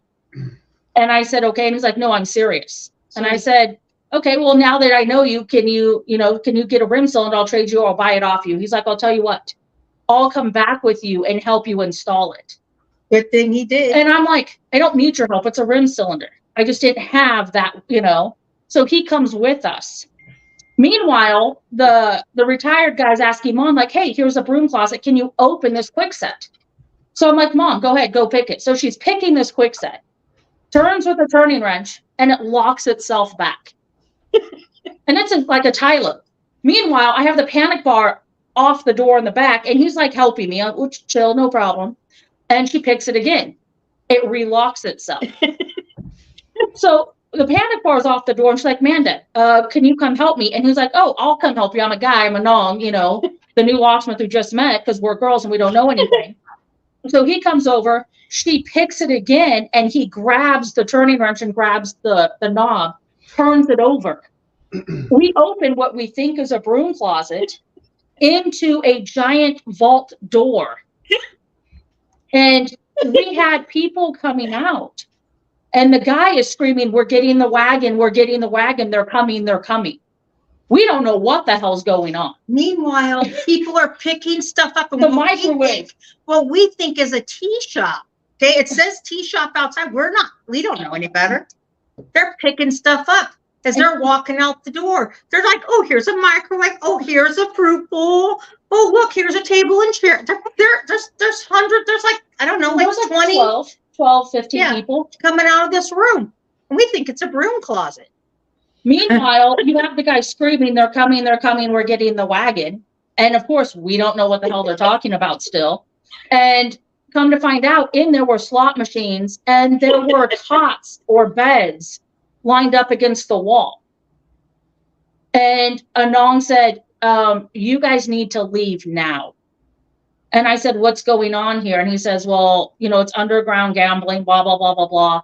But we don't need you being here when the people come and the wagons come. And I said, but the panic bar is off the door. They won't be able to fix it. And he says, I'll tell you what, I'm upstairs rekeying a front door lock on this business.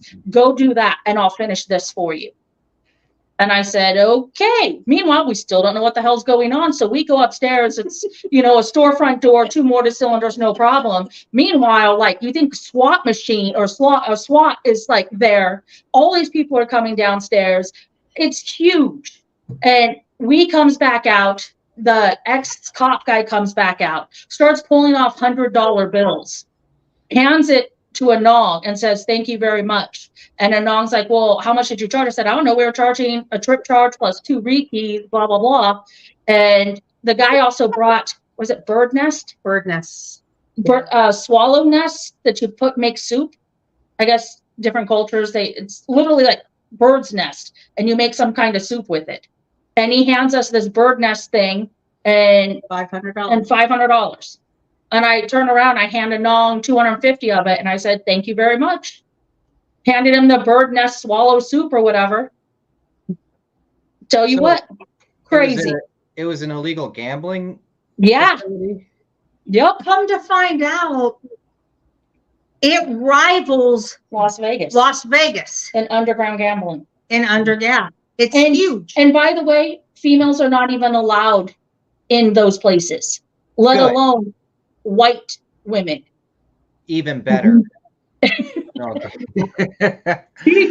it was, you stay ground level. And we said, we're staying ground level. You get these calls, you give them to me. And I'll pay you. We will. That's pretty, that's scary. Like I don't know. That's sketchy as hell. That's really weird. No. Scary is getting called in with the U.S. Marshals. Yeah. And they're like, okay, you're going to open this door and you're going to stay low. We're like, don't you guys have that door in, buddy? Yeah. Don't you guys have professionals that do this? He says, yes, but they don't know we're coming in and they're not home yet. And we want in before they get in. There's a locksmith in Chicago. He was always posting like SWAT team damage, like in Chicago, even on evictions, even if it's an eviction, they batter ram the door, battery ram or whatever they call that. So just eviction, they break down the door. And so Ron gets to come in and sweep up the mess. Kind of interesting. I would never duck, under dangerous circumstances while picking a lock. And we've been shot at. We did a lot of domestics. And we have been shot at. In fact, just recently in Texas, we were shot at. I was making keys to a car. The guy says, a Dodge of all things. Okay. Well, the Dodge says key doesn't work. I said, it didn't, forget it, hon. I left. I have pictures. The car was running. I drive out there. My partner's with me. We get out of the car. I didn't go up to the door because I thought it was kind of weird that the guy was calling back and he was kind of being a little weird. Jimmy went up to the door, knocked on it and said, locksmith. He says, come on in. Jimmy says, no, I don't think so. You need to step out. Jimmy stepped back, and the next thing we know, shots were being fired. Yeah. Did he return fire? Bad shot. Yeah, he did. Thank God. Thank God none of us got hit. Yeah. But it's not the first time. I've been shot at in California over a domestic because some guy walked up while I was rekeying the doors to his house because his wife was on the inside. He's like, "Oh, so you're the new person in her life." No, dude, I'm the flipping locksmith, and he fired off 2 rounds. I've been stabbed in the middle of nowhere making keys to a car. I wouldn't give him the keys. Where's Jimmy at now? He's in Longview, staying out of trouble, working. Longview. Yeah, Longview, Texas. Okay. Yeah. I'm looking forward to seeing him. Yeah, is he going to be in Texas at the TLA? Of course. He'll never leave Texas again. He loves it out here. Yeah. This is his home state. So he's actually from Texas. Yeah, he's been a locksmith since he was 19 or 20. He's in his 50s now. Oh, hey, Eric, he's here, right here. Is this Jimmy right here? Yeah. Yep. There we go. Jimmy. Yeah, Jimmy. fucking cool. Like, you know, he just gave us his truck. He's like, here you go. Yeah, coolest Let's fucking drive guy. around Austin, Texas in his truck. So it's pretty cool. Yeah, he's a good guy like that. And Yeah. he Yeah, would he whoop, really is. he would whoop Mo Ali's ass in a fight. Guaranteed. Well, there might be money betting on that next time Mo Ali shows up at TLA. I'm calling you out, We Mo. invited him this year. We did invite him. He was supposed to come, but instead he's going to that other show. No. He's not going to Yankee either because something with family and the daughters and school and stuff. But yeah, they're going to Yankee. Yeah, well. Kind of guy is it makes us promises he's going to show up and then doesn't do it. See how they are like that? I like how the Triton has started to infiltrate into mechanic shops. I don't know if you guys are aware of this. A lot of mechanics on TikTok and Instagram have been posting lately that their Matco distributors are selling Triton machines. I wonder if it's selling to them. Weird, right? Nothing surprising. You know what? Here's my thing. Fuck around and find out. Everybody's a locksmith till you need one. And you know what? However bad you mess up that car, trust me, it's going to hurt when I charge you. And that's how every one of us should be thinking.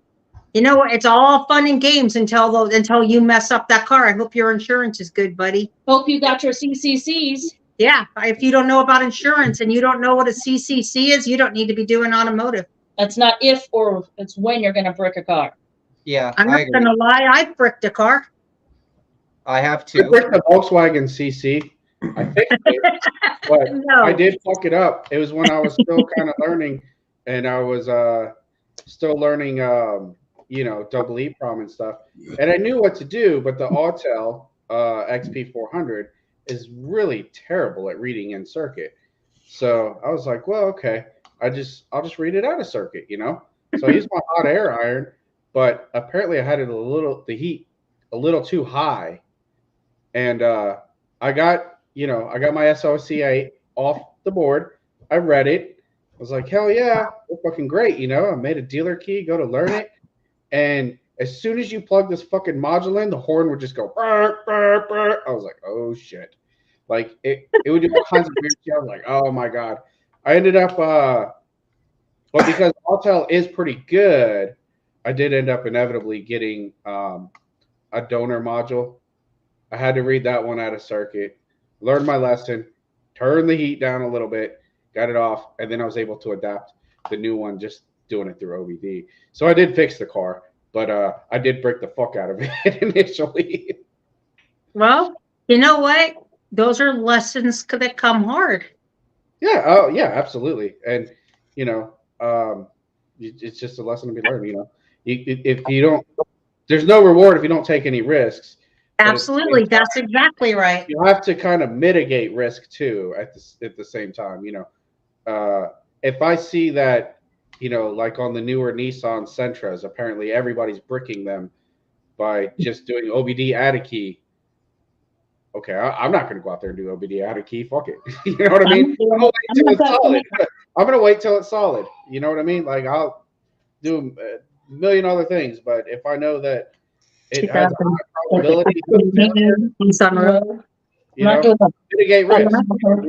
Mitigate it. So yeah, mitigate. I don't want to buy a 2022 Nissan Sentra BCM and figure out how to adapt it. That's just that's not worth it. No, but you know what?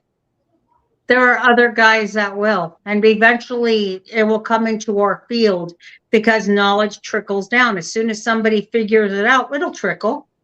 Yeah, I mean, inevitably the software will get better too. You know, Yeah. we'll be to the position where you're not gonna insta brick a car just because attempt to What do program. you guys think about only being able to use things like Auto Pro Pad and the Smart Pro and the Smart Box if you have NASTIV? I don't have NASDAQ. I don't either. I don't have NASTIV, and I won't get NASTIV. Me either. A true scientist doesn't limit his pool of research. And so if you find a company that is trying to paint you into a corner, I'm immediately suspicious because, you can't take a good, sample if you exclude data. And so that's what we call bias. And so if you're biased, then I don't buy it. So fuck off. There's a lot. There happens to be some talk coming down the pipeline that pretty soon you won't be able to program a car because unless you're a member of NASTIV. There's always a way around. They're going to limit what you can do with those machines. I can tell you right now, there's always a way around. Too much money. Oh, hey, let's exclude 60% of who we sell to. Oh, yeah, hey, that's a great fucking idea. No, I don't see Autel saying that. Well, we as locksmiths get punished a lot. Besides the 17 states that require, in order for you to be a locksmith, like in the state of Texas, we have to be we're background checked by DOJ and by the FBI. But you're gonna let some mechanic in some backyard mechanic shop who has access to NASTIV or what's that other company that they use to get software, make keys where you're going to stop us from doing it. That doesn't make sense to me. I agree. And I don't see it happening. And people like Car Keys Express can buy their way in. China will find a way. Yeah, I can I shouldn't put too much information. There are ways around that whole NASTIV thing. There are ways to even have dealer software around getting around NASTIV. And I'm just going to leave it at that. Well, Do you see what I'm saying about a brotherhood of locksmiths now? If we don't get together and start using a voice as a brotherhood or union or association or whatever you want to call yourself, to start pushing back the regulations that they're doing to us. We're never, ever, ever. They're going to regulate us. They're trying to regulate us right out of business. Right. When dealers stop making money on selling cars and their money is made in aftermarket fixes, or what do they say? After your car's broke down is when they're making their money. Yeah. And the funny thing is too, is they push so hard to keep us out of their cars, but at the same time, they're not willing to service them after so many years. I mean, I don't have to tell you. I know, 10 years old Ford, you're not going to the dealer and getting a key. It's not happening. Yeah. Yeah. I think it falls into then they might do it, but if you have no key, they're not going to do it. If they can't just pull up the cut code in their database, they're not making a key to your Ford. Yeah. I think it's going to fall down to a right to repair issue. Like if they try to, I don't know, overly stipulate like your qualifications or parameters to operate, I think that's just going to be viewed as a violation. You know what I mean? Yeah. So I believe it should. I believe when I purchase something, the car belongs to me. And that's the argument. Yeah. And also like the Autel and the internet, they redid that. They took it back. I don't know what the fuck that was even about. I don't know what that was about. Like, were they measuring our tools? Like, what was that about? It was so short, they only did it for like 3 months or 2 months, but that was an attempt. Like an eternity. I was ready to throw my Autel in the trash. That was an attempt of control. And so it's like, what's next? Obviously, they do like their premium services where if your subscription has expired, you can no longer calculate, which is fine. I agree. Cause you're buying into a service, but you want to get the calculation for the Mercedes stuff. They have to run it off the server. That server costs money. I can understand the subscriptions. Could you imagine if you were to want to buy food at McDonald's and they did a diabetes test? You know, like that would just be, it'd be something almost similar. No shit. You know? Yeah. Well, I don't think We people need to check your realize. glucose levels before you can eat this fucking cheeseburger. Yeah. I don't think people realize either the cost of what it takes. Granted, you don't realize how many people you're paying when you walk onto site. Let's take something simple like a 2004 Ford. When you walk on and you're making a key for a 2004 Ford or I don't know, pick a car, any car, you're not only paying somebody else for the key, depending on the programmer you have, you're paying somebody else for the programming or the subscription. Us locksmiths are putting a lot of money in other people's pockets, and I don't feel like they defend us as much as they should. We put a lot of money in their pockets. Every time you pull up that Smart Pro, every time you pull up that Smart Box, every time you pull up that IM 608, you're putting money in someone else's pocket besides your own. Yeah, I agree. Every time you cut an automotive key, you're putting money in someone else's pocket besides your own. Yeah. You guys got to think when you have these $79 Ford keys, or, you know, that includes the trip charge and showing up and everything. Yeah, they're undercutting us, and they're undercutting us hard. At some point, I guess regulation has to come into play. But you know what? I keep going back to it. Until we stand together and actually get a voice, they're going to keep doing it, and there's nobody stopping them. Why am I paying for licensing when everybody else is doing it for free? It's all about the money. Yeah. Like, it's obvious, right? Like, okay, this state's not licensed, this state is, but the company that's selling the stuff doesn't really care, because what happens whenever we log in or buy something or we accept the terms, right? I am legally allowed to own this item, is what we say whenever we agree. And so I think one way to really kind of control it or curtail, you know, the amount of people that enter, it won't be effective immediately. But if the distributors start to really lock it down on what they sell and who to, it makes it harder for your new guy to buy the Dolphin, the Autel, the KM100, and, you know, the cheap keys, right? Then they're going to immediately take from you, right? But you get people arguing back about free enterprise, and this is America. I agree with that. I agree with that. So, but you know what? There comes a point where integrity and licensing has to take effect, because you know what? I'm sorry. There are certain people who shouldn't be allowed our tools, like in Hawaii and Colorado, where they teach vocation locksmithing in prison. That's a lot. No offense, but that's the last guy I want coming out rekeying my home. I don't care if he works on my car, but I sure as hell don't want him rekeying the bank. Right? Yeah. Well, I mean, I'm not trying to be mean. I'm not saying people don't deserve a second chance, and I'm not saying that people don't deserve. What I'm saying is that maybe if we stand up for ourselves and start some legislation that protects us as a whole nationwide, because we're operating, because we're not, you know, when you join a union, and I know this is a yucky subject, but when you join a union, you pay your $250 a month or whatever it is, and you get insurance, you get state-of-the-art help, you get people backing you up, and you get numbers that protect you. They're not going to piss off the electricians. Go ahead, I dare you. They're not going to piss off the longshoremen. Why? Because they get pushback. I think a problem is an electrician and plumber, like the work that they do is completely integrated into a business, and a lock is often found on one door. And so with us, it seems more isolated, I guess. Like, oh, the lock is broke, let's hire the handyman to just rip it out and fucking put a new one. Whereas if it was a building and there's a major malfunction in the plumbing, you know, they got to call the plumber. You know what I mean?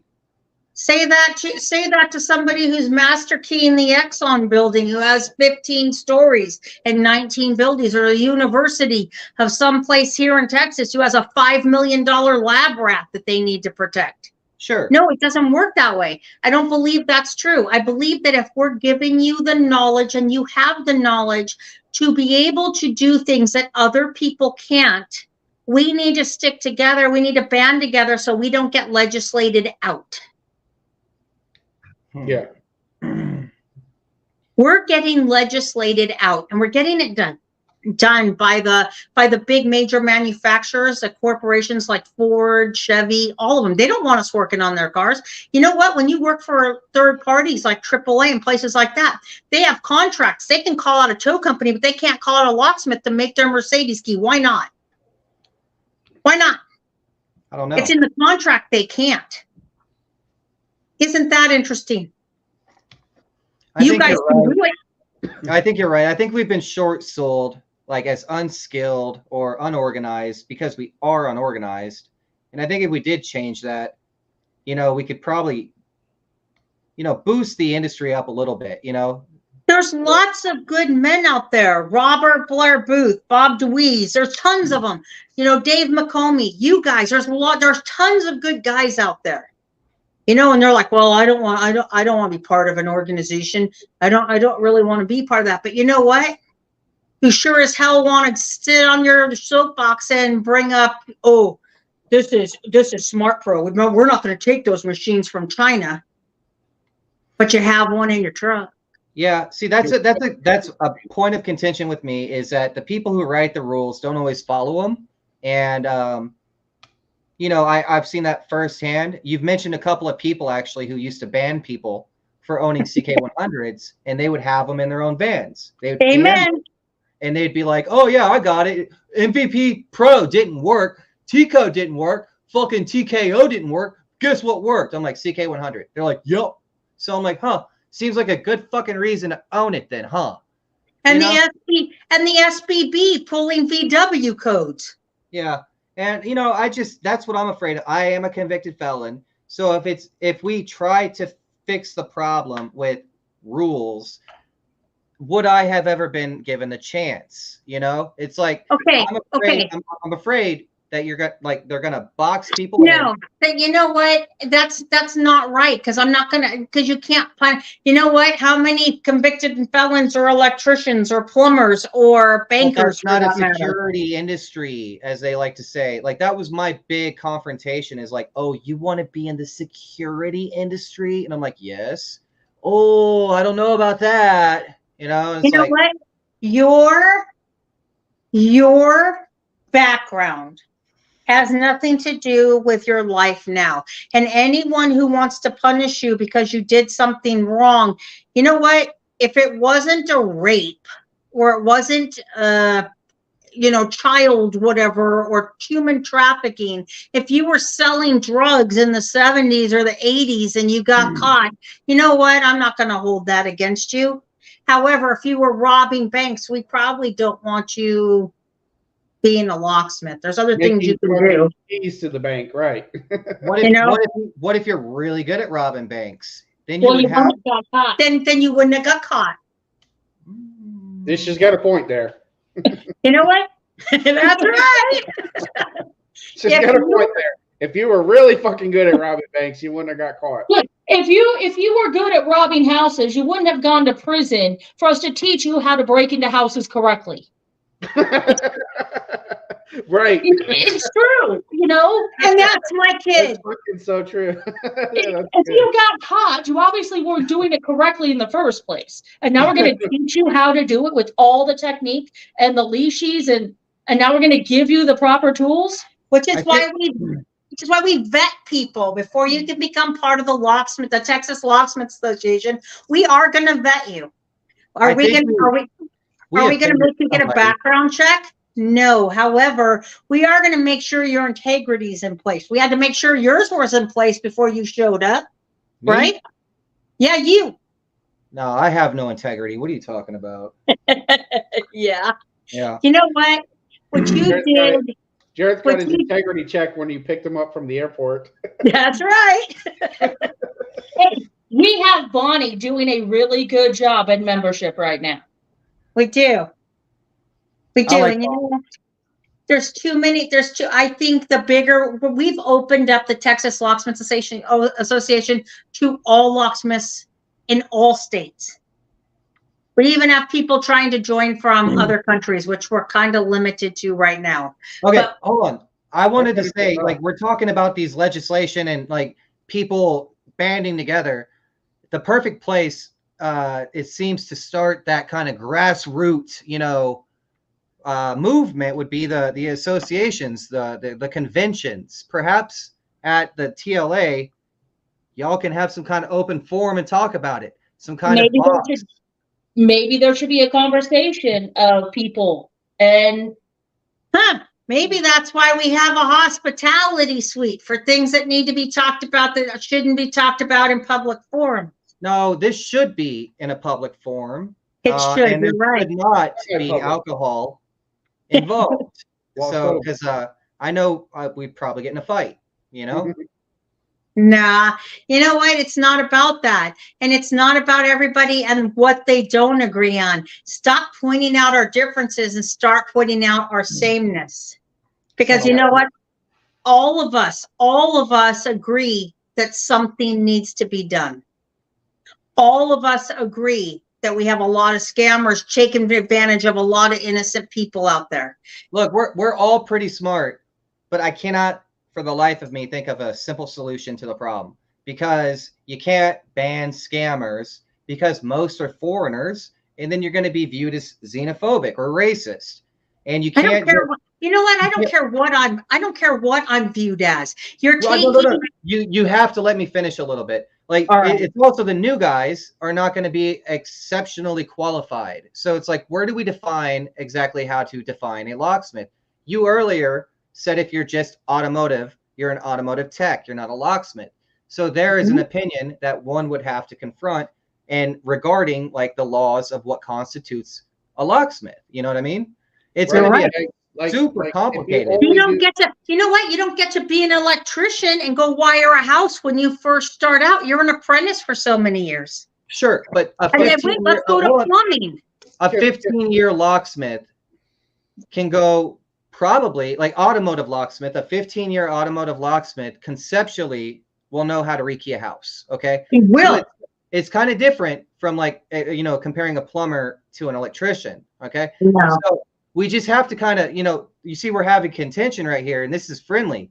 And even right here, this is going to be a hard line to walk down with a group of folks. You know what I mean? Yeah. But you know what? I was going to say, if you define somebody like me who only does auto, like, can I rekey a house? Yeah. Do I want to? Hell no. But no. But here's the thing. But you know how. But that's only because I taught myself out of curiosity. But the reality is, I was a mechanic for 15 years, so it was a natural transition into doing car keys. I understand. Does somebody like me that you guys say is an auto tech, am I allowed to get a locksmith license? But if we're talking licensing for licensing, like let's use Oregon. You have to know your stuff to get a locksmith license. Just a normal locksmith license in the state of Oregon. Okay. If somebody comes up and says, I'm a doctor, are you going to say, did you go to med school?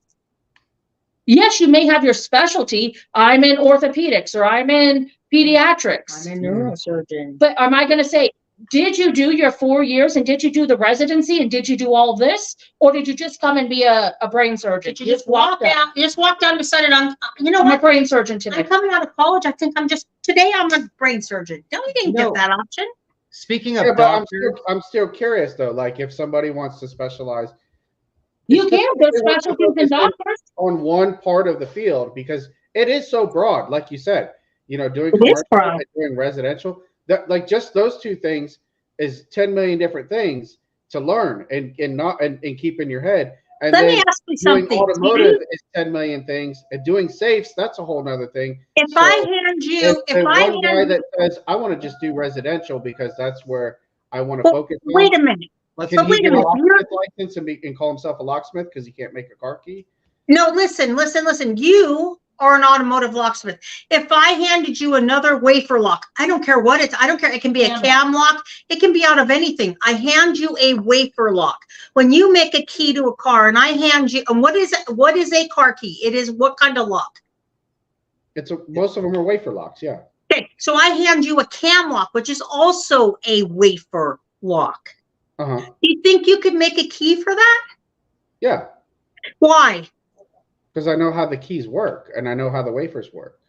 There you go. That's why you're a locksmith. Okay. Now I'm going to hand you a residential pin lock. And I know how those work too. Why do you know that?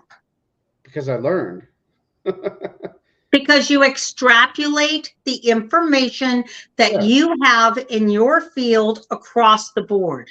Right. A while ago, you were trying to define a locksmith, and I wanted to say at the time, I was letting you talk, but a locksmith is a problem solver at the bare minimum. You're right. If you're a codesmith, you're not problem solving, and you're not a locksmith. You're a lacksmith. So learn your skill and fill that gap, and that's what separates, in my opinion, us from them. Like the man said, impressioning a key to a old Honda ignition. Like, yeah, I've done that. I've done that with a Toyota. Yeah. The So let me see. And Alicia didn't work. But you got to understand, we get calls every day. I pulled the Toyota truck lock out, and there's no code on it. Okay, well, you have 8 of the 10. Right. Why are we having this discussion? You literally have the lock in your hand. Yeah. Right. And I would agree right there. That guy is not a locksmith. And not to mention, when you have 8 out of 10 on a Toyota 10 cut, the rules of the system constrain your possibilities down to like 6 options. But how many locksmiths don't know those rules? Just like the Mac in rekeying or all of it. It all exists. The problem is those rules are taught, and the old school guys know them, but the new generation of codesmiths and trunk slammers, trunk slam, whatever you want to call them, don't know. Well, I'm a trunk slammer, by the way. I operate out of a trunk, so fuck they you. didn't. Back in the day, you had to learn multiple skills to make a key to a car. Yeah. So when I had to go get my license, that's true. You had to take a class here in Virginia. And I know it's different across the nation, but in Virginia, you got to take this like I understand. Class. They taught no automotive. So I have to plug it to take it because I did learn a lot. I got to learn a lot about how house locks work. We got to do some access control. We wired some things up, some low voltage. Nothing crazy because it was a beginner class, but it was still fun. It was cool. I got to learn a lot. And it stays in my brain, and I kept it with me. But do I use any of that knowledge today? No. But you sure could if you came out to why don't you come on out? Oh, that's right. You are coming to the TLA. I am coming to see you. That's one thing I like to do in regards to like teaching for you guys is like we get to offer classes that we actually feel are highly relevant. Like we're not like how to sight read a mailbox lock. You know what I mean? Like I could only use that like 5 times a year. And so I'm glad that like you guys open the door to basically like, what do you want to teach? And it's pretty cool. So I love that about the TLA as well. Cause the TLA is kind of special in that regard that it's like, the curriculum is built by, the pool of people that are attending, it's not just a cookie cutter IML show. Well, here's the thing. If you only deal with vendor sponsored, you're going to get the same people teaching the same class. I've taken the same class at different shows like 10 times. I understand that. And if we do find the people or the teachers who specialize in their one field to come and teach people who are either starting out or learning, like let's say Dave McComey. He mostly does safes. If he's teaching a safe class and somebody has an answer, he should be able to answer or know where to get the answer. When you're teaching a class and somebody has a question, you'll stop the class and ask it. Yeah. You'll find a way to get that answer to them.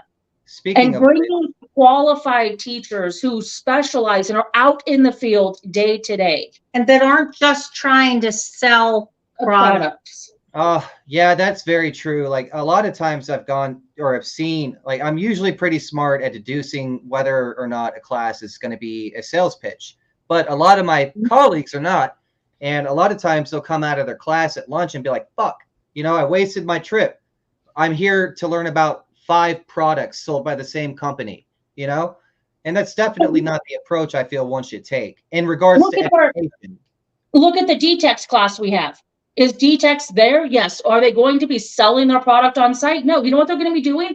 Teaching you how to service their And product that's what we when need it is more. on real life applications. Do you know how many garden door centers I've literally had to call Keith or, hey, Russell, yeah, it's me again. I'm having trouble with this receiving unit because this maglock isn't wired into the fire. How do we take care of this?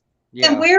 And that's the other thing is where is SmartBox and Smart Pro and IM 608? Where are they teaching real life applications? It all works good in your little controlled environment where you have your little, your little EC, whatever it is, whatever you guys call them, and they're sitting there because I don't call them the same things you do. And they're sitting there, yes, in my classroom, in my perfect little office, in my clean space, it works perfect. No, come on out in the field. Come on, let's work on stuff that you don't usually do. Let's talk about these problems. Let's bring these guys in, but you never see them for that. You never get them to come out. That me and Jareth show in our in the Locksmith Academy is when we film, and like I told you, if you ever need us to film anything for you, we will. When we film, we don't cut our videos to edit out fuck ups. And we love that. Yeah, if something goes wrong or we do something wrong in the video during the process, we'll identify that. Hey, look at this. Amen. I didn't read this correctly, and I didn't read this little prompt all the way through, and I forgot to hit the button one extra time. Whatever. Anything like that. Like we leave that in there intentionally so we don't look like we're these perfect gods that just know everything off the top of our heads and this, that, and the other. Because you're going to go out to a car that you've done 100 times at some point, and it's going to give you a hard time. Red Ford Focus. There you go. Yeah. 909. Hey, Ken. Ask Jareth about the Focus or Fiesta that stopped working the gas pedal. What are the dates for the convention again? October classes start Wednesday, October 26th, 27th, or 25, 26, 27th, and the show is on the 28th. So the 25th through the 25th, yeah. Through October. Through the 28th. Okay, so check this out. And then don't forget there's casino night on Saturday. So for those who are asking, here you go. The information is now on a banner at the bottom of the screen. It's the TLA, Texas Locksmith Association Convention in October, and there's going to be a ton of great shows and a bunch of great people. So I think you guys should definitely add some kind of open forum, some kind of debate, something where everybody's together, where you can maybe we can do that on Saturday morning or Thursday night. Maybe. Yeah. Maybe we can open up the forum because we have the business meeting on Friday night. That's where we can't do it there. That's where voting and everything takes place. But we can do it Thursday. We can also do it either before the show or between the show and the casino night. Yeah, I mean, we need to pick a time because that open forum, I think everybody should be involved and we should open it up. We should even go online and open this up. You have a forum where we could do that. Here, we have a guy in the comment section. He says, I teach for AKG. I don't know if they plan, but he's offering, his help. So I would take that dude's number down, see if maybe he can help out in any way. The TLA is by far my favorite convention I've ever been to. I've been to several in Texas, several in Florida. Yeah, I was supposed to go to one in Washington, D.C. until Freeman canned me because my haters. So, yeah, I'm looking forward to it. We don't hate you. Well, you and I had beef in the past. We have. I've had beef with lots of people because I have very strong beliefs, and I'm not going to cower. You're not going to push this. You're not going to push this little old lady into a corner. No, you're not. I'm coming out swinging, because you know what? I sleep locksmithing. I eat locksmithing. I breed locksmithing, obviously. Okay. Yeah. It is my lifeblood. And my only goal, and my only thing in this, my only niche in this is to make sure that someday we are heard. Someday we can be together. We can fight at a level that other professions, blue collar professions, have. I'm tired of being the redheaded stepchild. I'm tired of police looking at us like we're bad guys, and we're there. We're most of us are background checked more than those guys are. Yeah. Okay. I'm tired of being the redheaded stepchild and mistreated. Oh, well, you okay? I'm a locksmith. You need a key to your car. It's 1 o'clock in the morning. Your husband just left you. I'm charging you $325, but the plumber comes in at 1 o'clock in the morning because your plumber backed up, just charged you $3,500 to unplug your toilet, and you wrote him a check and said, you know what, can I get your number and call you back? Meanwhile, my $325 on that car that takes you to work every day just got yelled at because I'm charging too much. And that, and I had to pay a fortune for the key, for the programming, for everyone. I mean, when I go out, I don't just make money for me. Yeah, you gotta tiptoe through hell to even acquire the skills to produce the key. You know, at least you used to. Now with the internet everywhere and such, you get the people making online videos that tell them exactly step by step how to do it. I'm not calling anybody out or anything, but yeah, you know who you are. Yeah, me. So, and I did that. Just you. Honey, it's not just you. I did that for several reasons, and you know why. I told you why. It was because many people said or tried to control me. So I was like, look what I can do, And I honestly believe. But you were a list. You came on the bottom of the list compared to the guys that came before you that are now part of bigger organizations, and they sold us out. Yes. I'm one of the most vilified, yet I've done some of the least to corrupt. You're the baby in the field compared to people who sold out our secrets, and they were selling them out long before you. I can't get into this because I'm already going to blackball myself through this already. Yeah. That's okay. Bring it. I'm ready. The industry is tumultuous. It's like the ocean in a big storm. It's fucking rocky at times. It's crazy, and that's what I like about it. I like the people because it seems like we're all outlaws or something, right? Locksmiths, and so I think it's going to be hard to corral us. Like we're like a bunch of cats in a pigeon coop. Good fucking luck. It's okay. Fuck around and find out, hun. Yeah, I truly believe that one of the pathways is going to be opening the discussion up to everybody, giving the drool chins, the microphone, and letting them, let them talk too. And once we have everybody's voice heard, we can consider, suss out some good ideas. Kim, do you know how to tell your customers fuck around and find out? Oh yeah. Yeah, why don't you rename your business to fuck around and find out? You know what? Mahalo. Listen. Please test that assumption and take note of the results. Here you go. Here's how this works. Aren't you precious? Bless your little heart. That's telling you how to fuck off in Texan, and I just learned that. You just tell them, you know what? Have a wonderful day. Well, that's Manda's way. Manda says it in such a way that she tells you to fuck off, and you say, should I use the blue one or the red one? Where would you like me to mail your tip to? And where would you like me to mail your tip to? I'm not as pleasant as my daughter. I'm not, because I'm a little bit harsh. I'm a little more of a straight shooter. You don't have to worry about what's on my mind because it's coming out right now. I think that's why me and you butted heads. And take note of the results. Yeah. And I've learned. Oh, aren't you precious? Bless your little heart. See, I can even say it right.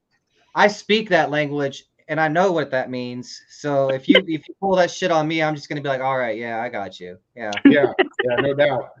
Well, I'm learning how to be how to be polite in Texan. And I've been told that there's a language barrier between California and Texas, and there is. I need a translator, and that's why our parliamentarian usually takes my words, puts them in Texan so that the rest of the board understands. And they're like, oh, that's a great idea. And I say, thank you so much, John. You've been a lifesaver today. But me and the guys from New York get along just fine. And the guys from Florida. Fuck you. That's right. Yeah, hey, how you doing? Fuck you. That's right. Now let's get this job done. Yeah, let's get this fucking job done. So you guys being from Texas, I've always wondered, have you ever encountered transponders in cattle? No, they have them in dogs, though. Yeah, It's you know a that they Y160. It's a Y160. You hear that? Yeah, you know, I've always wondered, like, because if you go to the data sheet on like Texas Instruments, they'll show that a lot of transponder technology was produced around cattle. I can see that. Yeah, you know, audit control and stuff like that, individual IDs. You know, here's Jeff, here's Susan, here's Sally, and Well, so especially on, let's say, the milk cows, when they go in and they're milking, is it cow 160 or is it cow 170? exactly, yeah. Whereas Cal 180, he didn't come through the gate. Yeah. You know? So it's Yes. kind of cool. I always wonder, you know, you guys are from Texas, the Longhorn State. You know, you ever experience like, can you program a key to my cow? No? No, I don't think. I would love some cow horns for my truck, though. I would assume, and it's just an assumption, but I would assume it's just a 8080. micro implant and they're just reading the IDs. They're probably all unlocked transponders. Yeah, they probably are. They're probably unprogrammed and just cataloged, you know? Yeah, So, yeah. I don't know. Your That- dog chip's a Y160. but it can't locate the dog. You can read the chip You and can it read tells the chip, you but it the can't name. locate it. But Yeah. just on your transponder key, you can't locate your keys, or else everybody would have that. Amanda, yeah, exactly. Amanda, you can't locate your key either. you've got to program your dog to a car. Can you imagine baby fat? Dude, Are you Oh kidding? yeah, that's right. You have a Dodge. yeah. Yeah. Are you Pull your dog kidding? Major Baby Fat and Jaeger, we're gonna go get our own ice cream. We're going to get our own 7 cheeses. No. You'd find Major these Baby guys down Fat the is like- road. Major Baby Fat would be like, I am the key, you know? Yeah. That'd be pretty and cool. the key. In order to own German Shepherds, one must be smarter than the German Shepherd. And not a lot of the population will fit that qualification. On top of it, we give these guys license to drive. I can't. I can't. They're smart. German Shepherds are smart. I can't even Can imagine. you imagine giving Lapua a car keys? No. No, that squirrel's going to get it now. Yeah. No. But it Well, would be nice to have them till we could track them, like, you know, some kind of tracking device. Yeah, but how are you gonna charge it? But then, but Apple on AirTags top of already. it, it wouldn't be long till they did that to humans, and I don't think I'm Well, they're ready already for doing that. So Kim, tracking device. you already have it on your phone. True shit. Yeah. I was thinking about that myself. I was like, damn, like everybody's worried about being bugged, but we already are, you know? So About being bugged, you literally have your, what is it, your Amazons, your Googles, your fingerprint, phones. face, retina. You're in the bathroom with your phone. Well, no, what's worse is when you talk about, I think I'm going to go out and buy a new mattress today, and 17 companies show up in your ads. Yeah. You're like, TLA is going to show up in our ads tonight. TLA. Yeah. Locksmith, learn to be locksmith. Texas, Missouri, Virginia, Exactly. world's best. Become student now. No. I think it is world leashy champion, right? I Yes. think that's how we worded it. Reigning world reigning world champion, and we challenge anyone in any state, in any country. Come on out. Come bring it. Bosnia Bill, come on, buddy. Oof. Actually, Bosnian Bill stole my research. Leashy years security ago. of the world, Craig. Mhm. Bosnian Bill's not welcome. Fuck him. He's an intellectual property thief. So What about, what is it, the locksmith lawyer or whatever? lock-picking lawyer. Yeah, what about Lock-picking him? lawyer. Come on. One challenge you not. Hey, Dan up in Canada, come on, let's go play. Sure. Yeah, Dan, I challenge you. Lock-picking lawyer, I challenge you. Come take my belt. I have no fear. I will win. So if you I'd want to love beat for me, lock-picking lawyer to come. That'd be so cool. yeah, I mean, if he wants to get destroyed in a competition, then he can show up. Otherwise, We invited Sparrow to come out. You know, Peterson. and Peterson's still debating it, but we've invited a lot of companies that make these picks and stuff. well, I like Peterson. I grew up learning with Peterson. I don't like Sparrows. I break them. I use heavy tension to pick Medico and stuff like that. So I would love for Peterson to show up. Sparrows is a cool company. I think they're kind of hip, but I don't like their tools. We would like Advanced Diagnostics to respond to us. I know that they're mad at me, but you know what? That has nothing to do with Texas. That's personal, and I don't take it out there on them personal. They're welcome to come on in. No comment. I promise not to have any comments while they're there. I'll even let them come into the well, no, I won't. Yeah, It's we'll not have like to run for 'em. The But hospitality. it's not like I will print shirt this time with their logo and a red line through it. I won't do that this time. I swear. Come on out. Well, before we conclude our podcast, is there anything you guys want to drop or say? Well, classes should be live by Friday By live, you mean on the website? on the And- website For you to purchase. For purchase. The hotel link is already up, and right now there's still 2 classes that we are trying to get their information on, but we had a meeting on the board, and we're going to put all the other ones live, and then when those 2 come in, we'll add those 2 on At a later date. at a later date. So Real that way quick, we can. Real quick, let's go over the classes again. We've got the iconic and legendary Dave McOmie coming to teach beginner safe penetration. You know, bring your condoms because it's safe penetration. Bring your drill rig. Bring your penetration device Yes. in your wife's panty drawer. Well, if it's in there, you got bigger problems. Well, Bring your I don't know about Mo Ali, but you know, my girls never need shit in their panty drawers. You know what I'm saying? So Amen. know. Same here. Amen. I don't know. You see how big that hand is, Mo? You see how big that hand is? I'm just saying, dog. When I shook your hand, it felt light. Is all I'm saying. Hey, that's all I'm saying. Now we have Dave McCombie with safe penetration. We have me, Eric, and Paul teaching transponder adaptation and automotive leashy. We have Philip Stout teaching hands-on soldering and the VW group. Mhm. So each one of those is a separate class. We have Bonnie teaching rules and regs and stuff you should just know. We have Diane Arnold teaching preparing for loss. Or preparing for incidents, Yeah. for incidentals. And that should be that should be not only your course, but a significant other course Yeah. who's going to be stuck when you're not here to be able to do it. That's a class that can really only be taught by somebody who's gone through a hardship. Yeah. Mhm. So it's kind of a neat class. We have D-Techs coming to do their Home Depot class, which is the garden center, the receiving, the tool corral, V40s. We have GKL doing their products and storefront door repair. We have Bill with Packlock. He's coming out and doing small format, master keying, continuous hinge, Packlock, and codes and safeties and fire codes. Fire codes, and that's an important. That's an important class. It is. We also have a long lock coming. Wait. Amanda, talk about the fire code real quick, because in Texas they're doing something interesting, right?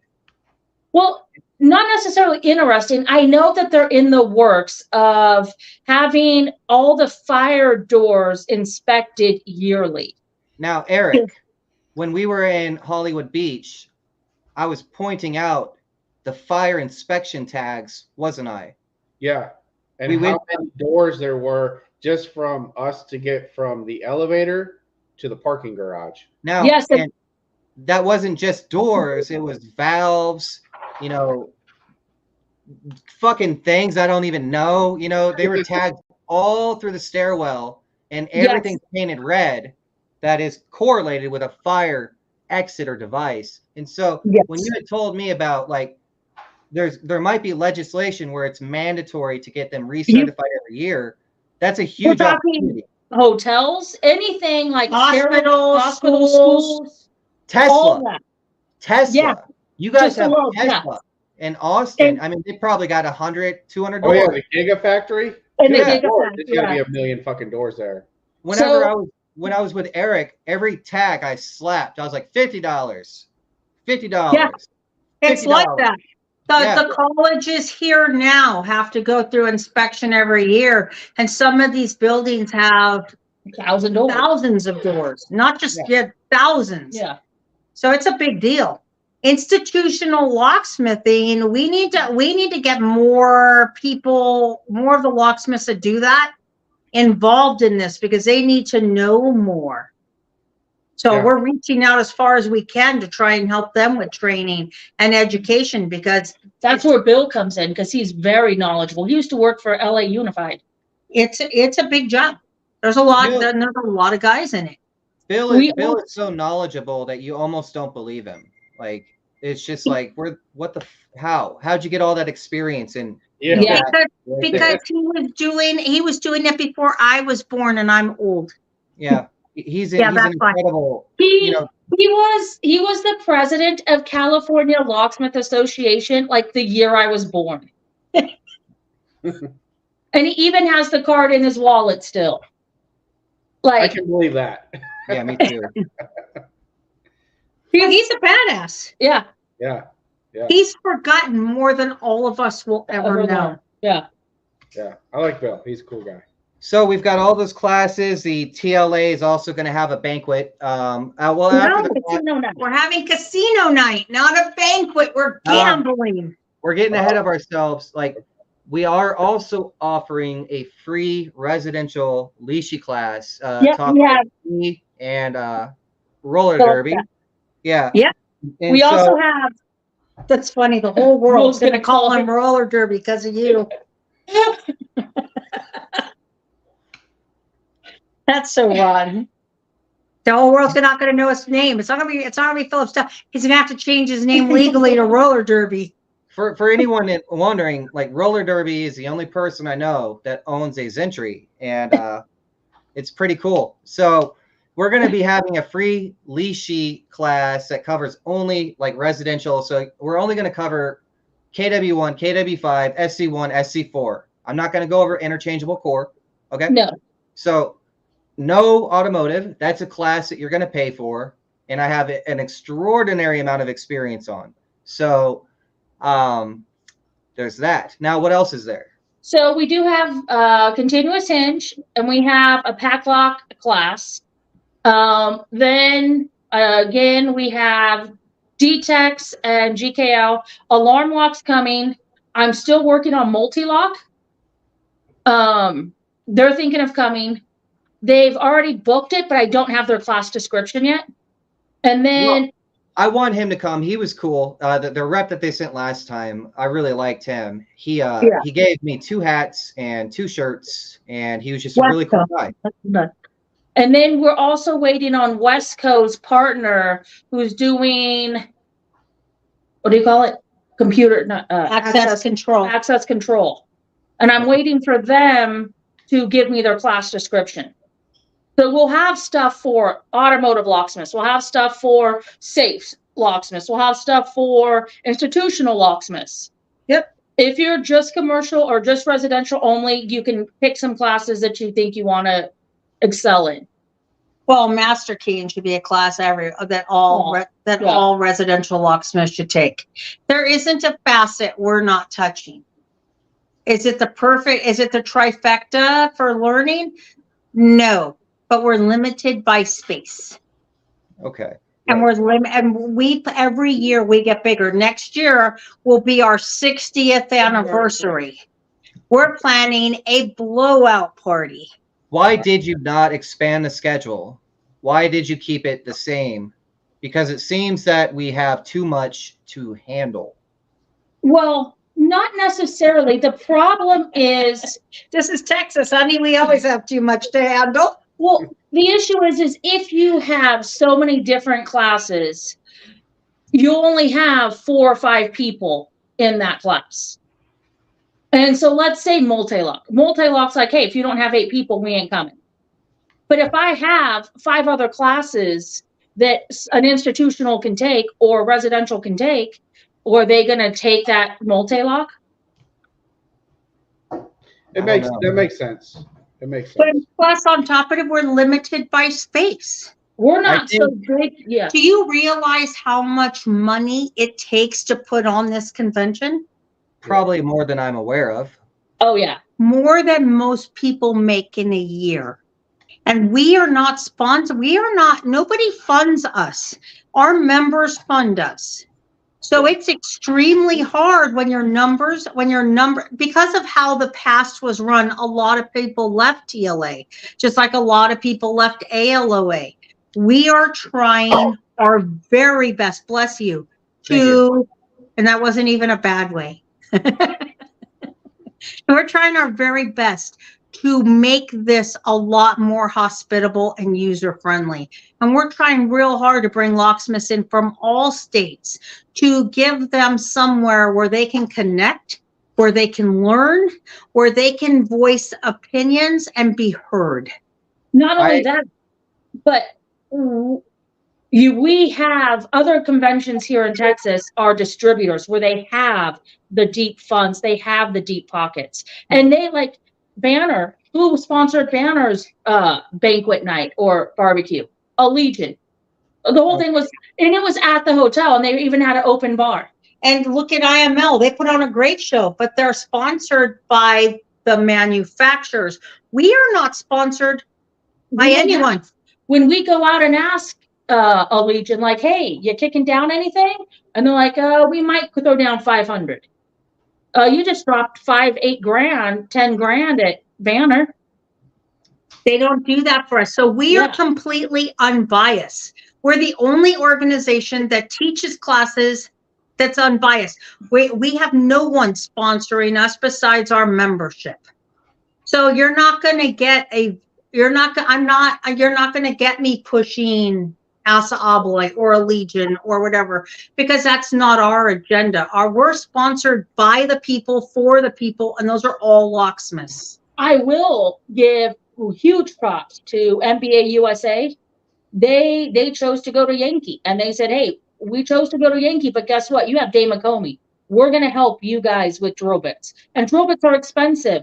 If you're talking about the Mr. Twisters and the strong arms and the ball busters. Yeah. Right. We're talking about expensive stuff. Right here, somebody says, can I become a member of TLA as a Florida locksmith? Yes, you can. Hell yeah, you can. As long as you're a locksmith, you send us. If you're not a licensed state, you should still have a business license. You should still have business cards. You should still have all the facts, your tax ID number. All those things should be. If you don't have those things, no, you can't join. But if you have those things, hell yeah, we'll take you. We take guys out of Washington. They're not licensed, but they need to have a UBI number. They need to have their LNI number. They need to have all their stuff in line. You have to have a COI. These are things we're looking for. If you're not a licensed state, we're interested in you, and we're not going to say no. But if you're a scammer, yeah, you're not coming in, because we vet. Me and Dareth are both members, and we're not from Texas. Right. That's right. I'm from Missouri. Did your card come in yet? Did you get your card? It's printed. She's mailing them. I know she printed them, and I know she was mailing. I think she needed your address. Okay. I'll have to double check with that. Okay. Just let me know anything we need. Okay. Well, because you guys are even voting members. Yeah. Yeah. So you have a say. And that's the point. Is that everybody from we've opened it up. We used to be only Texas. We have now opened it up to 49 of 50 states. Okay. Well, actually, we even opened it up to the 50th state. So that's one thing that I'm saying also is like, what is the incentive for, continental United States locksmiths to join an association in a state they have nothing to do with? And I will jump ahead of you real quick and say that the TLA is the best association I've ever been involved with. They don't push propaganda. It's basically membership owned. So at the keynotes or whatever the convention, any voting member has the right to say something, and I respect the hell out of that. And they also, if you say something stupid, we'll let you know, as me and Eric saw a couple of times. So the TLA is they're evolving. We're working on expanding the educational reach of the TLA. I view Texas as kind of the new Washington, D.C. of the United States. Texas is leading the way in technology and commerce and freedom. So I highly value Texas, and I highly value the people I've met there. And I see no better convention in the United States than the TLA, at least thus far. Prove me wrong. Amen. Same here. Prove you wrong. Well, they should come here and see, and then they can make a decision for You themselves. can come and That's see right. for yourself. Yeah, I'm from the Stony State. Come on out and see Texas hospitality, hon. We do it, and we do it big, and we do it kind, and we do it well. Also, Austin, Texas has Joe Rogan. Yeah.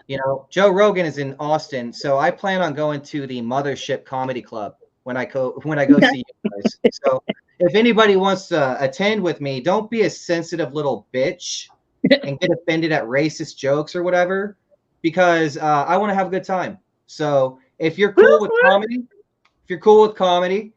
come on down to the TLA. We're gonna go have some fun. People are gonna get drunk, probably be a fight or two, and we're gonna learn and do a lot of stuff. And most of all, we're going to have camaraderie with like minds doing like conversations. 100%. Yeah. You don't have to agree with me, but you can agree on one thing. We're all locksmiths. Yeah, we all have that in common at least. Yes. Yeah, we do. Shit. We all talk shit and cheer glasses at the end of the night. Yeah, we do. That's right. And Houdini is the best. That's right. That's right. I'm gonna stand with you on that. I'm putting my foot down. Stinky ass WD. Prove me wrong. Prove me wrong. Fight me. I cannot buy Houdini at Walmart, and so if I run out of WD-40, I can go almost anywhere. Yes, you can. Yes, you can.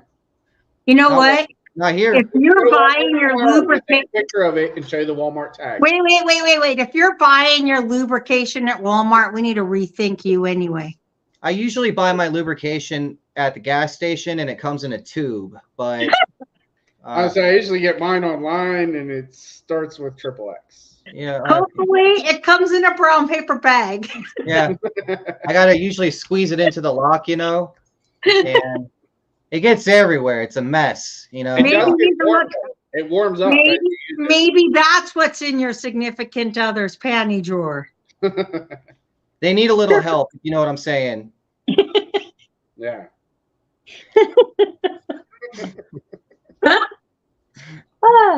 Well, you two, it was a pleasure. Is there anything else you want to add before we go? Come to TLA. Come to TLA, see what we're about, and have a good time. Have a good time and see why we are what we are. Come see why we feel the way we do. You can disagree with me. I'm okay with that. It doesn't hurt my feelings. I'm thick-skinned. If you have a better thought and a better idea, please bring it. We need to know it. We're moving forward. we're trying as hard as we can to help you guys move forward too. Awesome. Well, you two, it was a pleasure having you. We are at 2 hours and 40 minutes, and you had originally said you only wanted to be on for 30 minutes. 30 Yeah, minutes. we had to cancel the other plans. It's okay. They weren't as much fun anyway. Good. That's what I wanted to hear. Well, you two have a great night. I thank you. I look forward to Thank seeing you. you in October. All We right. will be here. Come down. All right. Bye. All right, bye. I love it. I'm excited, Eric. We have, before the TLA, we have Aloha, don't we? Aloha. In August. Aloha is in, Weeks think away. it's like 20 days, I think. So if you're not going to go to Texas, feel free to go to Aloha in Orlando. And I don't know the dates. I can't remember. I think it's the 10th. 10th through the 13th or something along those lines. It's on their website. There's a huge schedule. You can go check it out at aloha.org, I believe, or just type Aloha on the Google search engine. Thereafter, we might also be teaching another class in Hollywood Beach, Florida in September for UHS, but that's tentative and undetermined, right? Yeah.